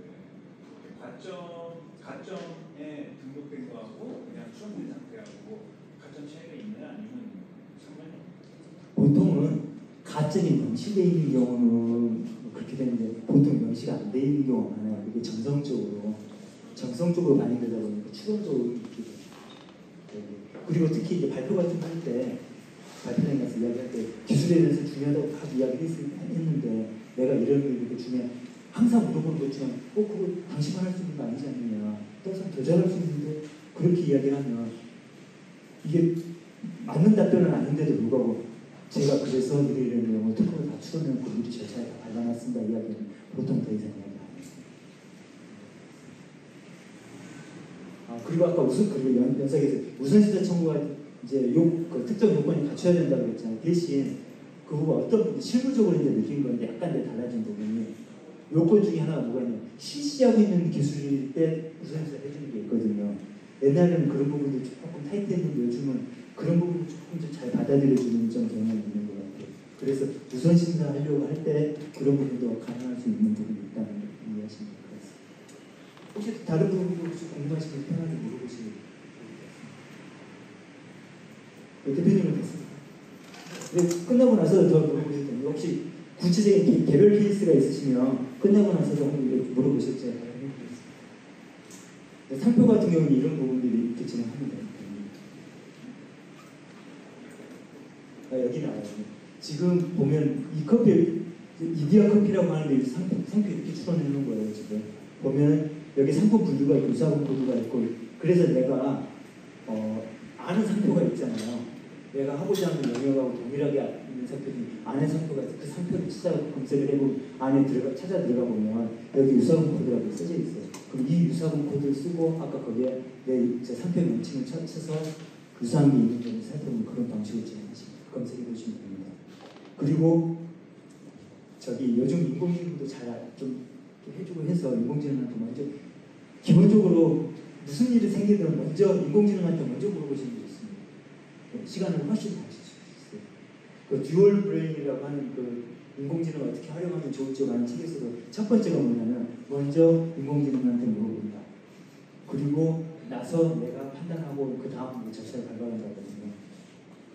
하여튼 뭐 이렇게 지금 보고 있습니다. 여기에서 보면은 30년도 있고 43년도 있고 이제 다른 영역이 여기 보면 제품에 대한 것들도 있고 이런 것들도 지금 업에 대한 것도 있고 그런 걸 알 수 있습니다. 그리고 또 한 가지 문제 중에 어떤 문제가 있냐면 내가 상표를 잘 사용하고 있어요. 내가 잘 사용하고 있는데 어느 날 누가 상표 등록했다고 와서 예를 들면 내가 카페를 하고 있어요. 방금 이야기한 것처럼 카페 하고 있는데 나는 사실 뭐 소상공인들이 뭐 상표 등록 받고 그럴 필요가 있나 뭐 비용만 들고 관리하는 귀찮기만 하고 보통 잘 안 하거든요. 누군가 그걸 보고 가서 상표 등록을 받았어요. 등록 받고 와서 나한테 경고장 나는 사용하지 말라고 그래서 굉장히 암담하거든요. 그럴 때 그런 케이스도 옛날에 되게 많았어요.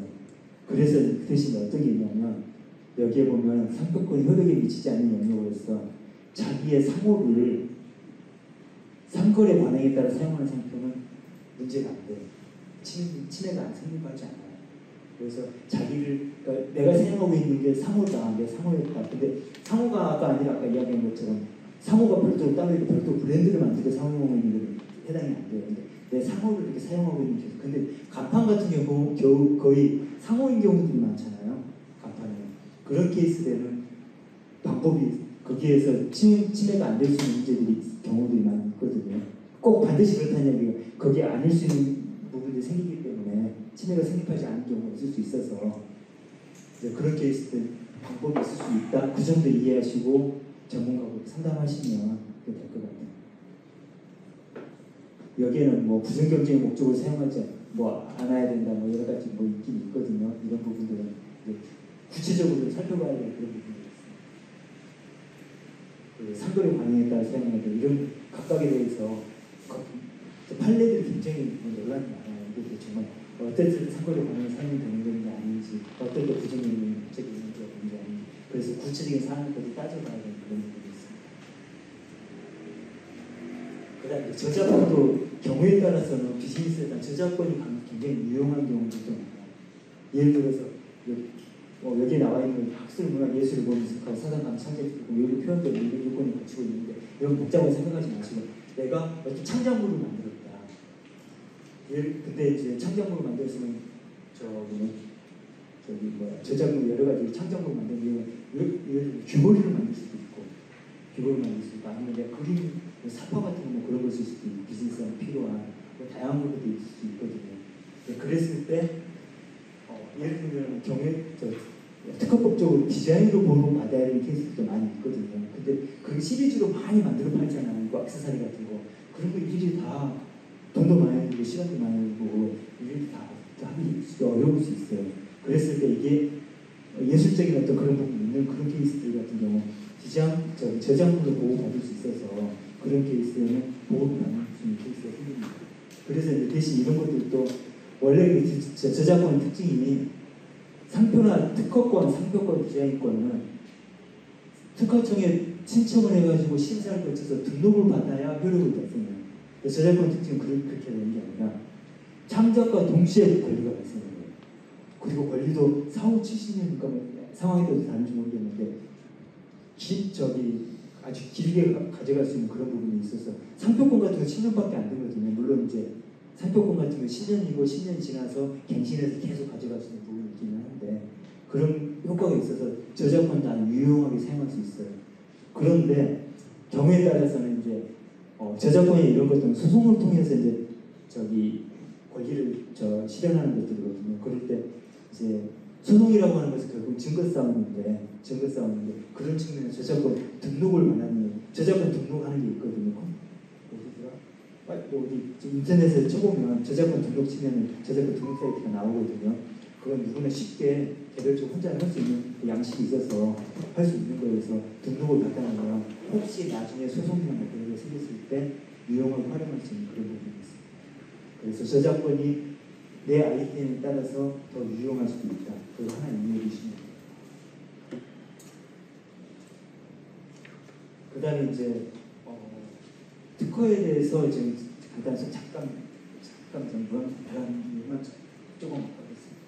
여기서부터 이제 특허 자체에 대해서 특허를 어떻게 받아야 되고 어떨 때 특허 등록받을 수 있고 어떨 때 특허 침해가 성립하는지 어떨 때 특허 문제가 되는지 결국 뭐냐면 특허가 문제가 되는 걸 문제가 됐을 때 특허 침해가 됐을 때 이제 어떻게 되는데 어떨 때 문제가 되는지를 알아야 어느 정도 특허를 바라볼 때 보는 눈이 생길 수 있어서 제가 간단하게 설명을 드리겠습니다.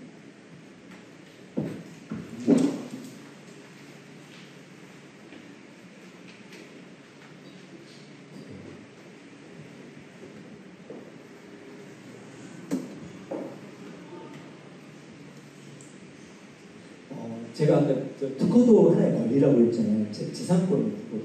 재산권. 근데 이제 부동산을 지금 이제 부동산에 대한 권리는 등기부 등본해가지고 권리가 딱 그게 특정이 되잖아요. 대장이 보면 어떻게 되고 등기부 등본이 두개 결합해가지고 권리가 명확하게 특정이 되잖아요. 근데 특허권은 기술에 대해서 권리를 갖는 거예요. 기술에 대해서 권리를 갖는 거기 때문에 기술의 범위를 얼마만큼 누군가한테 권리를 줄 것인지가 이제 문제가 되는 거예요. 그래서 이제 생각해낸 방법이 뭐냐면 말로써 권리를 내가 정하는 거예요. 말로써 권리 정하는 게 어떻게 하냐면 내가 먼저 말로써 우리 부동산 선을 긋듯이 금을 긋듯이 말로 금을 그어가지고 이래된 내용을 정해서 내가 권리를 갖고 싶습니다. 특허청에 신청을 해요. 그러면 특허청에서 특허는 기본적으로 기존에 이미 있는 기술 누군가한테 권리 줄 수는 없잖아요. 새로운 뭔가 권리 줘야 되는데 그래서 특허청이 새로운 것인지 기존 기술에 대해서 진보된 것이 있는지 그런 걸 심사를 해서 내가 처음에 신청했던 선 그어놓은 것을 갖다가 수정을 해서 특허청에서 봤을 때 기존의 것들과 이런 것들 유사해서 특허를 못 되게 등록을 못 시켜주겠다고 아까 의견제출 통지서로서 이렇게 통보를 해주거든요. 그렇게 되면 이제 추천했던 사람이 그러면 이만큼이 안 되면 내 선을 다시 말로 이거에다가 이거에 되면 추가해가지고 특허를 등록받겠습니다 신청을 해서 그런 것들이 인정이 되면 특허 권리가 생기는 거예요. 그래서 결국은 특허 권리는 어떻게 생겨요? 특허 출원 명세서라고 하는 이렇게 되어 있는 명세서라고 하는 내용으로서 특허 권리가 정의돼요. 그 중에서도 여기에 보면 특허 청구범이라고 쓰여져 있는 게 있어요. 특허 청구범이라고 쓰여져 있는 게 청구범에 청구항이라고 쓰여져 있는 이 내용이 말로 설명이 되어 있잖아요. 말로 설명이 되어 있는 이 내용이 내 권리가 되는 거예요. 그 나머지 도면과 상세한 설명은 이 권리를 뒷받침하기 위한 것들로 이제 설명이 되는 거예요. 그래서 권리는 이 명세서 안에 특허 청구 범위에서 결정이 되고 이 뒤에 보면 여기 상세한 설명들이 이렇게 있거든요. 상세한 설명들이 보면 구체적으로 구성이 어떻게 되고 어떤 원리에서 이루어지고 이런 것들이 자세하게 설명되어 있고 도면도 이렇게 되어 있어요. 그래서 아까 말씀드린 것처럼 이 특허를 보면 내가 이 특허를 보고서 기술적인 면에서 활용할 수 있는 기술을 내가 충분히 습득할 수 있는 그런 게 되고 대신 그런 기술을 공개하는 대신에 내가 이만큼은 내 권리로 주장할 수 있게 되는 거예요. 이제 얘를 보면은 이제 여기에 보면 등록된 정보가 있고 여기는 등록 특허 공고라고 되어 있는데 경우에 따라서는 등록 특허 공고가 아니라 이 번호가 공개 번호만 있고 공개 특허 공고가 있을 수 있거든요. 이건 특허 등록된 게 아니에요. 설령 이렇게 나와 있는 게 있지만 특허 등록된 게 아니라 그러면 그게 권리가 아니에요. 그래서 그걸 보고 걱정할 필요는 없어요. 그랬을 때는 공개 공고라는 어떤 자료가 있으면 이거에 등록 공고가 있는 다시 한번 찾아보셔야 돼요. 찾아봤는데 아까 거기 봤을 때 특허 등록된 사실이 아직 없다. 그럼 아직 권리가 되게 안 돼요. 근데 공개 공고인 상태일 때가 권리가 훨씬 넓은 가능성이 있어요. 왜냐하면 내가 처음에 신청할 때는 넓게 신청할 거 아니에요. 내가 큰 권리를 가져가지고 신청을 했다가 해서 안 되면 잡히기 때문에 공개 상태이기 때문에 권리가 굉장히 높게 돼 있어서 그거만 보면 큰일 났다고 생각할 수 있는데 실제 등록된 특허 청구함을 보면 이렇게 달라질 수가 있어요. 여기에서도 실은 등록할 때 처음에 신청할 때는 이만큼만 갖고 신청을 했어요. 그랬는데 기존에 유사한 특허가 있어서 이 내용을 추가를 해서 특허 등록을 받는 거예요. 추가로 선행기술과 차이가 인정돼서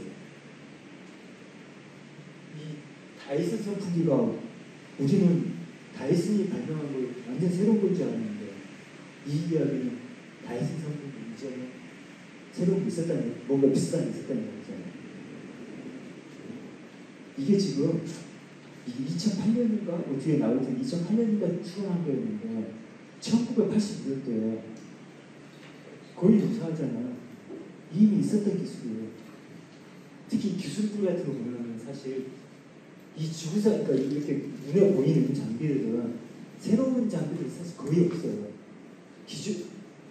물론 다이슨 이걸 만들어 할 때 이걸 생각 염두에 두고 만들었는지 만들어 놓고 보니까 나중에 유사했는지 그건 알 수는 없는데 찾아보면 유사한 것들이 거의 있는 경우가 많아요. 그래서 권리도 범위가 제한될 수밖에 없는 그런 케이스들이 많습니다. 이게 아까 특허 청구범위 청구한 건 쓰여진 내용을 이렇게 분석해서 나온 거 이만큼의 권리예요. 이 권리가 이것들을 모두 포함하는 게 권리인 거예요. 모두. 그래서 이렇게 나와 있는 것들이 이것과 관계해서 처음에는 이것만 갖고 등록받고 싶었는데 얘는 이미 나와 있잖아요. 여기에. 여기도 나와 있는 여기까지. 여기까지 나와 있는 거예요. 그러니까 여기까지 이미 있는 기술인 거예요. 그러니까 다이슨도 아까 제가 그 말씀 드렸잖아요. 기존에 있는 것과 똑같은 부분이 있어도 뭔가 새로운 부분이 뒤에 추가될 수 있으면 특허 등록받을 수 있어요. 보통 사람들이 도면만 보고 있어 유사하면 큰일 났다고 생각하는데 실제 그럴 때일수록 자세히 다시 한번 볼 필요가 있어요. 청구함을 보면 뒤에 추가되는 뭔가 기존 기술과 달라지는 뭔가 이걸 다시 한번 볼 필요가 있습니다. 그래서 여기에 유사한 게 있었다는 거예요. 이제 다이슨의 특허 전략을 볼 수 있는 아주 특허 전략을 볼 수 있는 그거 하나 있는데 여기 보면은 최우선 지도가 영국인데 2008년에 영국이 제일 먼저 출원했잖아요. 그리고 1년 안에 아까 여기 피식 출원했어요. 1년 한 달도 안 되고 피식 출원했잖아요. 그리고 나서 이제 공개되고 뭐 했는데 그 다음에 거의 2년 반이 다 돼서 우리나라에 출원을 한 거예요. 번역 문제 추리인데 우리나라에 출원한 거거든요. 그리고 조금 이따 설명할 텐데 시험을 하고 나서 이때 바로 며칠 안 지나서 우선 신청까지 청구한 거예요. 그리고 얘는 지금 2달 만에 등록받아버렸어요. 우선 신청을 해가지고. 이게 빨리 등록받으니까 여기서 뭘 해놨냐면 분할 추론이라 이거 똑같은 내용을 새끼를 하나 만드는 거예요. 얘는 이렇게 등록되더라도 새로운 게 있어서 새로운 걸 하나 있어서 이걸 여기는 지금 특허가 등록이 되면 청구범위가 이렇게 확정되어 버리거든요. 이렇게. 아까 제가 그 말씀 드렸죠. 후발 기자가 선발 경쟁사가 선발 제품이 나왔을 때 뺏길 때 뭐 하냐면 청구함을 갖다 놓고서 뜯어보면서 회피 설계를 한다고 해서 피해가 쓰는 길을 만든다고 이걸 보면서 피해가 쓰는 길을 찾아갈 수 있어요. 그걸 보면서. 그걸 해버리면 근데 이제 청구함이 확정돼 버리면 피해가 버리면 막을 방법이 없어 저거. 그런데 아까 청구함 확정되지 않았잖아요. 그러면 이 청구함을 다시 쓸 수 있는 기회가 생겨요. 이제 그걸 조금 이따 어떻게 된 거냐 보여드릴 건데 그렇게 하기 위해서 분할 추론이라고 하는 걸 새끼가 하나 만드는 거예요. 얘는 특허 등록 받아 권리를 확정하고 분할 추론해서 새끼를 만들어서 향후에 누군가가 내 걸 따라 했을 때 아니 내 걸 피해갈 때 나는 피해갔을 때 그걸 다시 막을 수 있는 것 같은 한 번에 카드를 더 쓸 수 있는 경우가 있어요. 이게 왜 이런 일이 발생하는데 이렇게 여기 보면 다이슨 같은 경우 전 세계적으로 출연 이렇게 많이 나왔죠. 이렇게 특허 활동을 많이 하고 있는 거예요. 굉장히 중요하다고. 실제 소송도 이렇게 있어가지고 소송도 많이 있었고 다이슨 이 특허를 가지고 이렇게 지금 다양하게 해갖고 진행을 하고 있는 겁니다. 이랬을 때 이제 향후에 어떻게 진행할지 이제 한번 고민해 볼 거예요.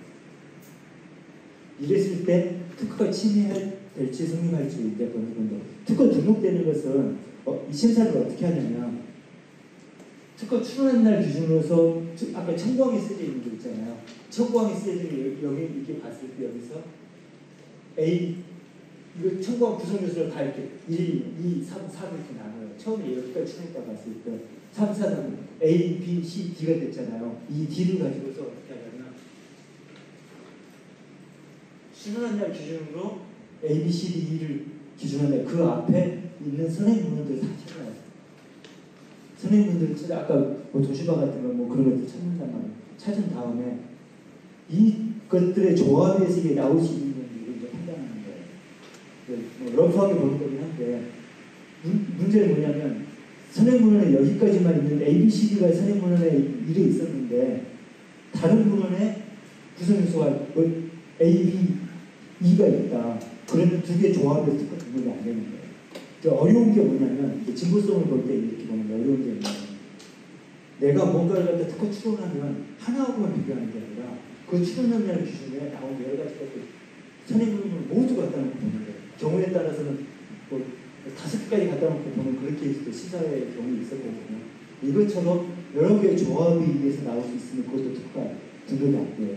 그래서 그 중에 어느 하나라도 뭔가 새로운 게 있어야 특허 등록을 받을 수 있는 거예요. 그거 하나 이해하시면 돼요. 아까 다이슨 같은 경우에는 선풍기는 이 뒷부분에가 유사한 게 있었지만 이 뒷부분에 다른 기술이 있었기 때문에 특허 등록을 받을 수 있었던 겁니다. 그래서 여기 하나 이제 특허 등록 받는 관점에서는 이렇게 생각하시면 돼요. 기존의 기술 대비 뭔가 새로운 거라도 하나도 있으면 특허 등록 받을 수 있다. 그렇게 생각하시면 돼요. 대신 이제 그 새로운 게 이제 기술적 의미가 있는 거예요. 그래서 저희 같은 경우는 사실 그런 경우가 많아요.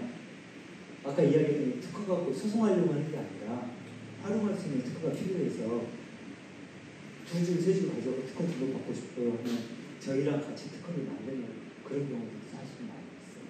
이런 이야기인데 좀 나가면 안 좋을 것 같긴 한데 그래서 이거 싫어하는데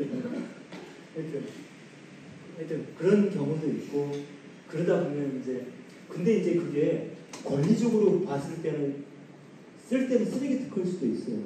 하지만 내가 그럼에도 불구하고 내가 비즈니스에 어떤 형태의 활용을 해가지고 의미 있는 결과를 가져갔다. 그러면 의미가 있는 거예요. 아주 잘 사용한 거예요. 뭐 예를 들면 그걸 이용해가지고 내가 물건 하나를 더 팔았다. 아니면 그걸 이용해서 내가 정부에서 지원을 받았는데 실적을 잘 제출을 해가지고 뭐 실적을 잘 통과를 했다. 뭐 그런 경우는 충분히 의미가 있는 거죠. 그래서 제가 아까 비즈니스적으로 활용할 수 있는 특허가 의미 있다고 먼저 말씀드린 거예요. 원래 저희 관점에서는 솔직히 얘기하면 쓰레기 특허입니다. 저는 출원할 때 아까 400만 원 정도 들어갑니다. 출원하는 시점에 비교하고 등록을 절반씩 절반. 이렇게 하겠습니다. 절반씩.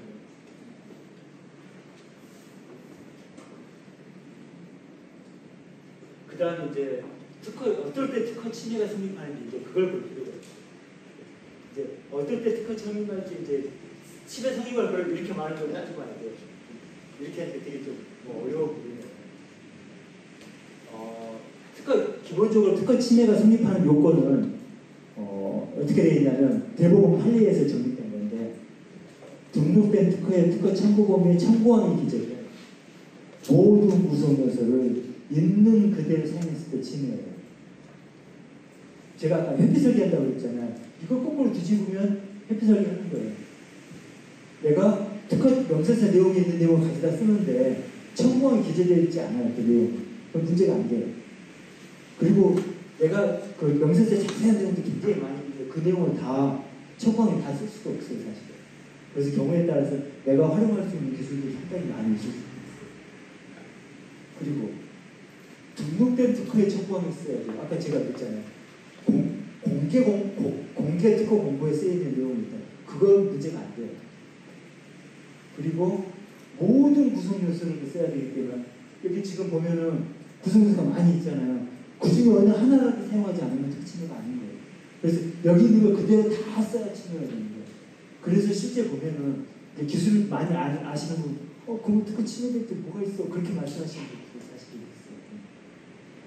있어요. 여기에서 얘를 심지어 얘는 이것 때문에 특허 등록을 받았잖아요. 앞부분에 특허 선행 기술에 유사한 게 있어서 이거 가지고 보증을 해서 특허를 받았거든요. 근데 피해가는 것은 이 부분을 안 써서 피해갈 수도 있어요. 나는 특허 등록을 얘 때문에 받았는데 근데 얘를 피해가 버리면 나는 별로 중요하지 않는 거에서 피해가 가지고 특허 등 이런 경우 어쨌든 저희는 이제 그 특허 청구가 잘못 썼다고 이야기를 하거든요. 근데 이제 그것은 사후적으로 그렇게 이야기할 수 있는 거지 실제 하는 동안 그걸 찾기가 쉽지 않아요. 그래서 원래는 보실 때 내가 이 부분에 특징이 있다고 보면 나중에 특허 출원을 했을 때는 검토를 청구함을 보시면서 이 부분은 빼도 내 제품 말이 된다. 그럴 땐 그런 걸 빼는 작업들을 검토하실 때 해주셔야 돼요. 근데 그런 것까지 사실 해주기 쉽지는 않거든요. 그래서 여기서 나온 게 이제 불활출원이라고 하는 이야기가 나오는 게 얘 어떻게 했는지 부분 설명드리겠습니다. 그리고 있는 그대로 사용해야 돼요. 있는 그대로 사용해요. 그래서 여기에서 보면은 이 구성 요소가 여기 표면이라고 하는 게 있었는데 이 형상이 달라졌다. 다르게 변형해서 사용했다. 그러면 침해가 성립하지 않을 가능성이 굉장히 높아져요. 그래서 이제 이것 모든 걸 다 갖춰야 침해이기 때문에 첨부한 기재제는 사용하지 않거나 구성 요소를 다른 구성 요소를 하나를 뺄 수 있거나 그리고 있는 그대로 사용해 변형해 사용하면 침해를 벗어날 수 있게 됩니다. 이럴 때 특허 침해가 생기지 않는데 여기에서 예를 들면 그래서 실제 이제 햇빛 설계한 예를 제가 한번 보여드릴게요. 지금 여기 봤을 때 보면은 기류를 발생시키기 위한 모블레이드 선풍기 조립체라고 되어 있잖아요. 모블레이드라고 하는 게 블레이드가 지금 숨어 있다는 이야기가 절였다는 이야기는 아니거든요.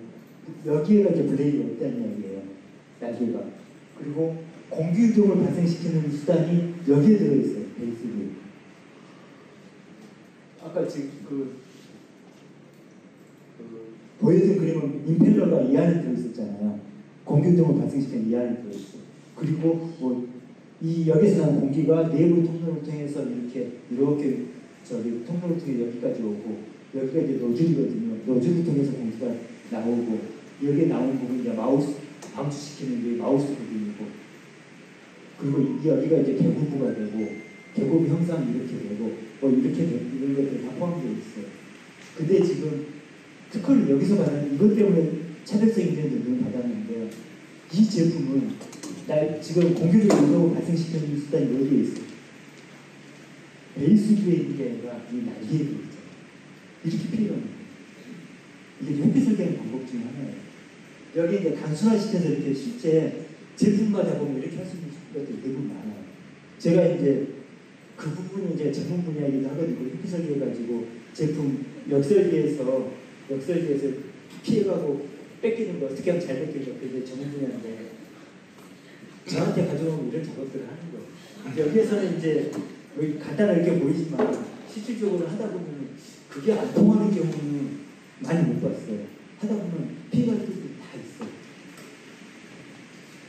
근데 여기서 이걸 갖고 얘는 이렇게 피해가고 있거든요. 그래서 아까 다이슨이 뭘 해야 한다면 분할 출원을 해서 등록된 이후에 등록이 되면 청구가 못 바꾼다고 그랬잖아요. 청구가 못 바꾸는 요새 방법이 없어요. 하지만 분할 출원에서 신사를 아직 안 받은 게 있어요. 그럼 청구함을 이렇게 다시 썼어요. 얘 때문에 안 됐더니 얘를 빼버렸어요. 실제 청구함입니다 이거. 이렇게 해가지고 다시 청구함을 다시 써서 권리를 할 수 있는 일이 생기는 거예요.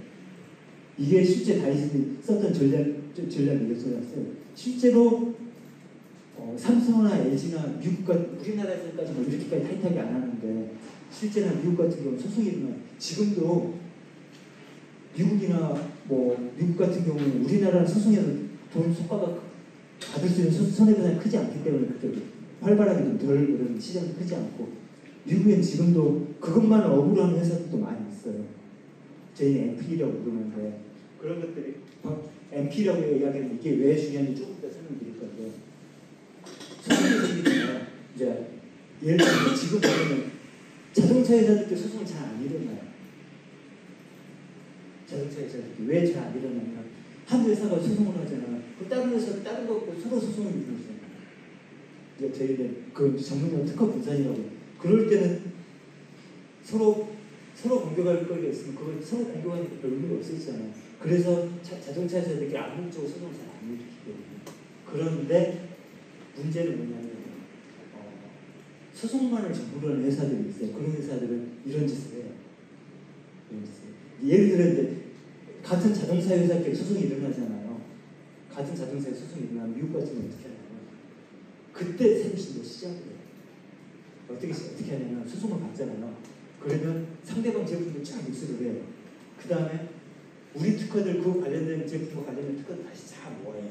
그 중에 이렇게 청구항을 다시 쓸 수 있는 특허들이 뽑아가지고 청구항을 다시 쓰는 이런 작업을 해요. 실제 이렇게 해가지고 청구항을 다시 써서 방어하는 그런 케이스들도 많이 있어요. 이게 굉장히 중요한 특허 전략이에요. 이런 식으로. 하여튼 이런 식으로 해서 분할 추론해가지고 이렇게 특허 전략을 활용할 수 있다는 거 재미삼을 뭐 우리가 이렇게 쓸 일이 있겠습니다만 이런 특허 전략을 활용할 수 있다는 거 하나 정도 알고는 계시면 나중에 어느 시점인가 아까 이오플로우처럼 어느 시점에 우리 특허가 정말 중요해지는 순간이 그때는 다시 한번 볼 수 있는. 제가 이제 상장 심사도 하는데 기술품 상장 심사하는데 어제 그걸 하고 왔어요. 그동안에 그 회사도 특허 신경을 거의 못 썼더라고요. 추론을 많이 했는데 그렇게 제대로 특허를 많이 만들어놓지 모르는데 그 정도 되면 상장 정도 하려고 생각하면 그 전에 몇 년 전부터 미리 그런 준비를 이런 준비를 하셔야 돼요. 그게 만약 특허를 만들고 경쟁력 특허 어떤 특허가 있고 사업하는 문제가 되니까 어떤 특허들이 있어서 어떻게 피해가고 그런 특허 전략들을 충분히 시도할 필요가 있었거든요. 근데 지금은 아직은 뭐 그렇게 큰 예외가 없었거든요. 그 다음에 이제 되게 중요한 이야기인데 지금 오늘 했던 이야기는 두 가지 이야기에서 하나는 어떨 때 특허 등록을 받을 수 있는지하고 어떨 때 특허 침해가 성립하는 문제를 제가 이제 설명을 해드렸는데 지금 다 이해하고 계신 것 같지만 이게 쉽지 않아요. 그래서 예제를 통해서 정말 다시 한번 이해를 도와드리기 위해서 예제를 통해서 한번 설명을 드릴 겁니다. 예를 들면 처음에 우리가 이런 자전거가 나오기 전에 처음 이런 자전거가 나왔을 때 얘는 지금 처음에 이런 자전거가 나왔었잖아요. 이 자전거가 처음 나왔을 때는 얘가 획기적이었을 거예요. 그래서 특허를 받을 수 있었을 겁니다. 그때는 어떻게 특허를 받았냐면 얘가 그 특허를 받았을 때 프레임이 있고 청광에 프레임이 있고 핸들이 있고 두 개의 바퀴가 있고 안장이 있고 이런 걸 청광을 써가지고 특허를 받았을 거예요. 그랬을 때 이런 이렇게 특허를 나왔는데 문제는 뭐냐면 얘가 가려고 하면 물론 뭐 갈 수는 있지만 가려고 하면 경사지대에서 가든가 아니면 두 발로 막 조여야 가든가 그렇게 갈 수 있어요. 근데 이제 제가 아까 특허라고 하는 것은 특허의 구조가 어떻게 되냐면 현재 제품의 문제점이 어떻게 되고 그 문제점을 나는 어떻게 해결했는지 그가 특허의 구조라고 이야기했잖아요. 근데 문제 해결하는 문제점은 동일하더라도 해결하는 방식은 문제점은 현상은 동일한데 문제점을 어떻게 인식하느냐에 따라서 해결책을 달라질 수 있거든요. 이걸 예를 문제점은 두 가지로 할 수 있어요. 하나는 뭐냐면 다리를 저어야 되니까 엉덩이가 아프다. 이게 이제 단순화시킨 겁니다. 다리를 저어야 되니까 엉덩이가 아프다. 그게 첫 번째 문제점. 그걸 문제점을 그렇게 인식하는 사람이 있을 거예요. 하나는 뭐냐면 다리를 저어야 되니까 불편하다. 다리를 젓지 않고 갈 수 있는 방법이 또 뭘까? 그런 식으로 해결할 수도 있거든요. 이 사람은 지금 어떻게 했냐면 이거 문제를 해결을 어떻게 했냐면 페달을 이용해서 동력 전달 수단을 이용해서 페달을 이용해서 나갈 수 있는 그런 식으로 문제를 해결되고 있어요. 이 경우는 이 사람은. 그랬을 때 이 사람이 이렇게 물건을 만들어 팔았어요. 특허 침해는 이제 아까 설명했어야 되는데 안 하고 이것도 이해가 안 될 것 같아요. 특허 침해는 특허다 특허를 보는 게 아니라 이렇게 특허 청구함이 있을 때 청구함하고 제품하고 비교를 해요. 아니 서비스 청구함을 이렇게 제품하고 비교를 하거든요. 그러니까 특허 침해는 뭐냐면 내가 어떤 제품을 기술을 사용했을 때 그 사용한 기술이 침해가 되느냐, 청구항에 위배가 돼서 침해가 되느냐 안 되느냐 그걸 보는 거거든요. 이 경우에 지금 이렇게 제품을 만들어 팔았을 때 침해가 될까요 안 될까요? 침해는 어떻게 되나 봤을 때 침해가 될까 안 될까 이걸 이 제품은 완전 새로운 제품이잖아요. 이 제품이 있어 이 제품 누가 사겠어요? 이 제품이 있어 이 제품 안 살 거 아니에요. 그런 정도의 획기적인 제품이 나왔을 때 이런 제품이 나와서 이 침해가 성립할 거 아닙니까? 아까 제가 이야기했던 거 이라고 생각했어요. 손들으라고 나는 틀리면 스스로니까 손을 마음속으로 한번 생각해보세요. 마음속으로가. 이따가 한번.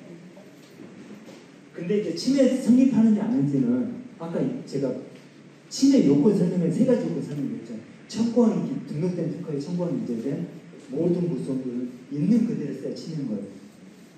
그게 성립하지 않아요. 그래서 판단할 때 그냥 이건 청구항 갖다 놓고 청구항 OX만 해보면 돼요. 전부 O가 되면 침해고 어느 하나라도 X가 되면 침해가 아닌 거예요. 전부 O가 됐죠. 봐봐, 프레임도 있죠, 핸들도 있죠, 2개 바뀌어 있다 안전 있죠. 아무리 얘가 새로운 구성이 있어야 제품이 획기적인 제품이 나왔어도 그게 중요한 게 청구항에 있는 구성에서 그대로 썼냐 안 했냐 그것만 보시면 돼요. 그래서 이거 신경 생각하거든요. 이거 저기 다 맞추셨어요? 틀리신 분도 있으시죠? 그래서 제가 말로 표현하면 쉬운 것처럼 보이지만 막상 해보면 어려울 수 있다는 구체적으로 들어가 어려울 수 있거든요.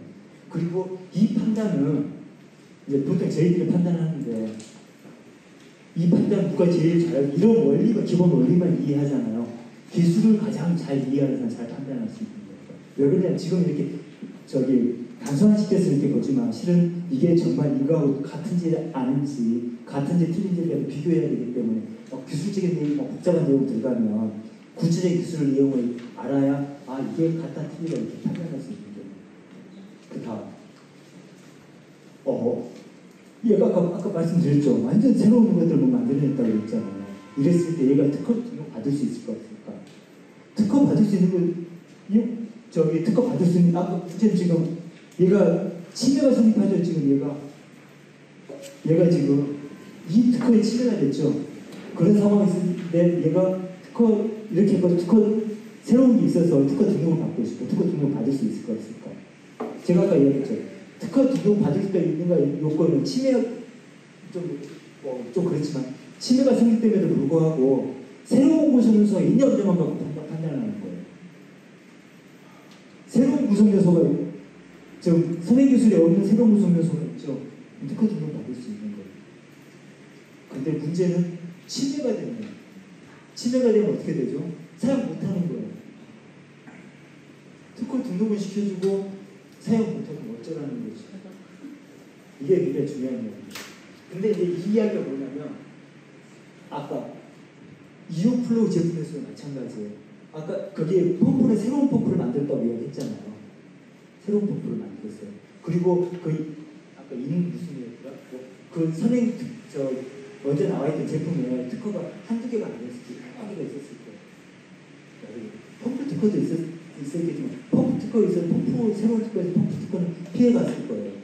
하지만 특허들이 많이 있었기 때문에 그 기본 원리는 여러 불러서 붙이는 거에 관한 것들 기술도 그대로 사용할 수도 결론이 난 게 아니라서 정확하게 제가 말씀드리기 뭐한데 사용할 수도 있는 상황이 되는 거예요. 그래서 내가 특허를 등록받았음에도 불구하고 선행 특허를 그대로 사용하게 돼서 침해가 성립하는 이런 문제는 그대로 발생할 수 있는 거예요. 이 문제를 어떻게 풀면 좋을지는 좀 제가 왜 이래서 말씀. 여보세요? 그 다음 제가 아까 설명드렸던 침해 요건이 있잖아요. 그거에 대해 각각에 다 설명드리는 거예요. 이 경우에 아까 말씀드린 이런 특허가 있었어요. 이런 특허가 있었을 침해가 성립할지 안 할지. 지금 성립하지 않아요. 이게 지금 여기 보면은 없는 구성이 있죠. 없는 구성이 있어요. 침해가 성립하지 않아요. 있는 그대로 써야 되는데 구성 요소는 한 구성을 사용하지 않는 겁니다. 아까 세 가지 중에서 그 다음에 만약에 이런 자전거가 있어요. 이런 자전거가 있는데 이런 자전거가 나왔어요. 특허 등록 받을 수 있을까요? 없을까요?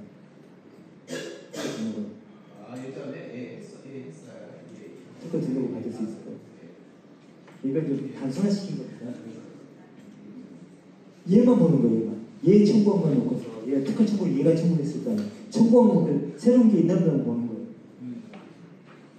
이제 얘는 약간 특이한 케이스인데 이런 경우에 실제 이런 케이스에 단순화시켜서 봤지만 실제 심사 과정에서 거의 한 80-90%는 이런 경우 거절 이유가 나와요. 80-90%의 거절 이유가 나와요. 하지만 이게 등록금만 좀 그렇잖아요. 얘가 작용 효과가 다르고 기능이 다르잖아요. 그래서 그런 것들 주장해가지고 실질적으로 등록받을 수 있는 케이스가 있을 수는 있을 거예요. 그렇게 하면 그래서 이렇게 됐을 때 기본적으로는 거절시키겠다고 심사하기는 나오고 그랬을 때 우리는 이런 것들에 대해서 청구항을 제정하고 의견서를 위해서 탄리라는 걸 강조를 해서 특허 등록받는 이런 절차를 밟아서 특허 등록을 하게 됩니다. 이게 지금 이렇게 이제 단순화시켰으니까 그렇지만 실질적으로는 이런 사례가 굉장히 많습니다.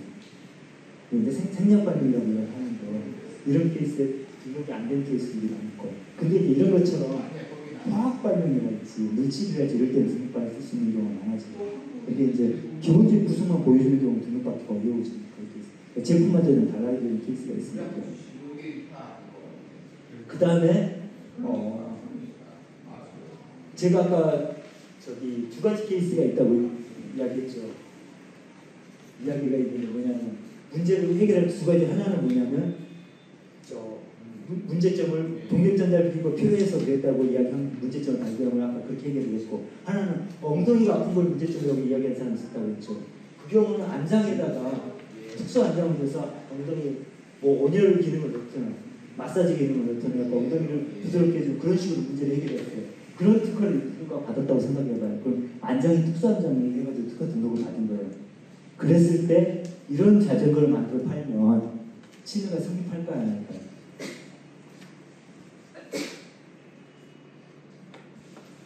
이 경우는 지금 모든 구성 요소를 있는 그대로 써야 되는데 구성 요소 안장이라고 있는데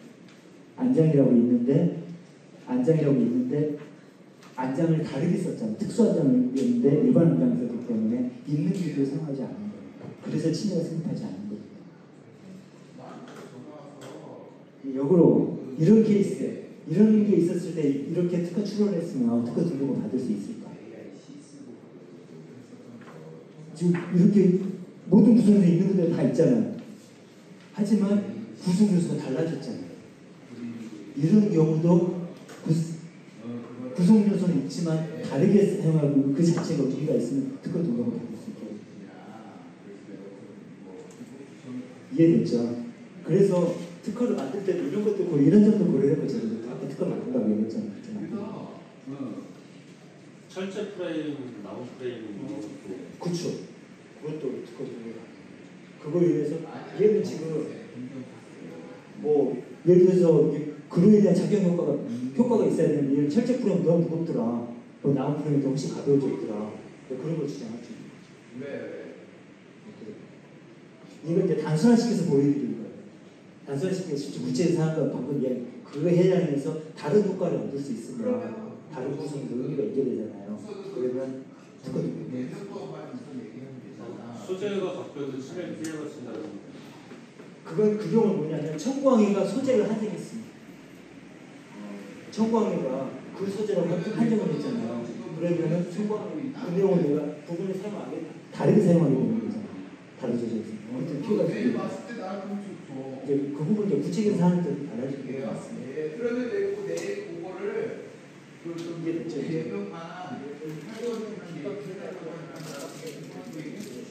그렇죠.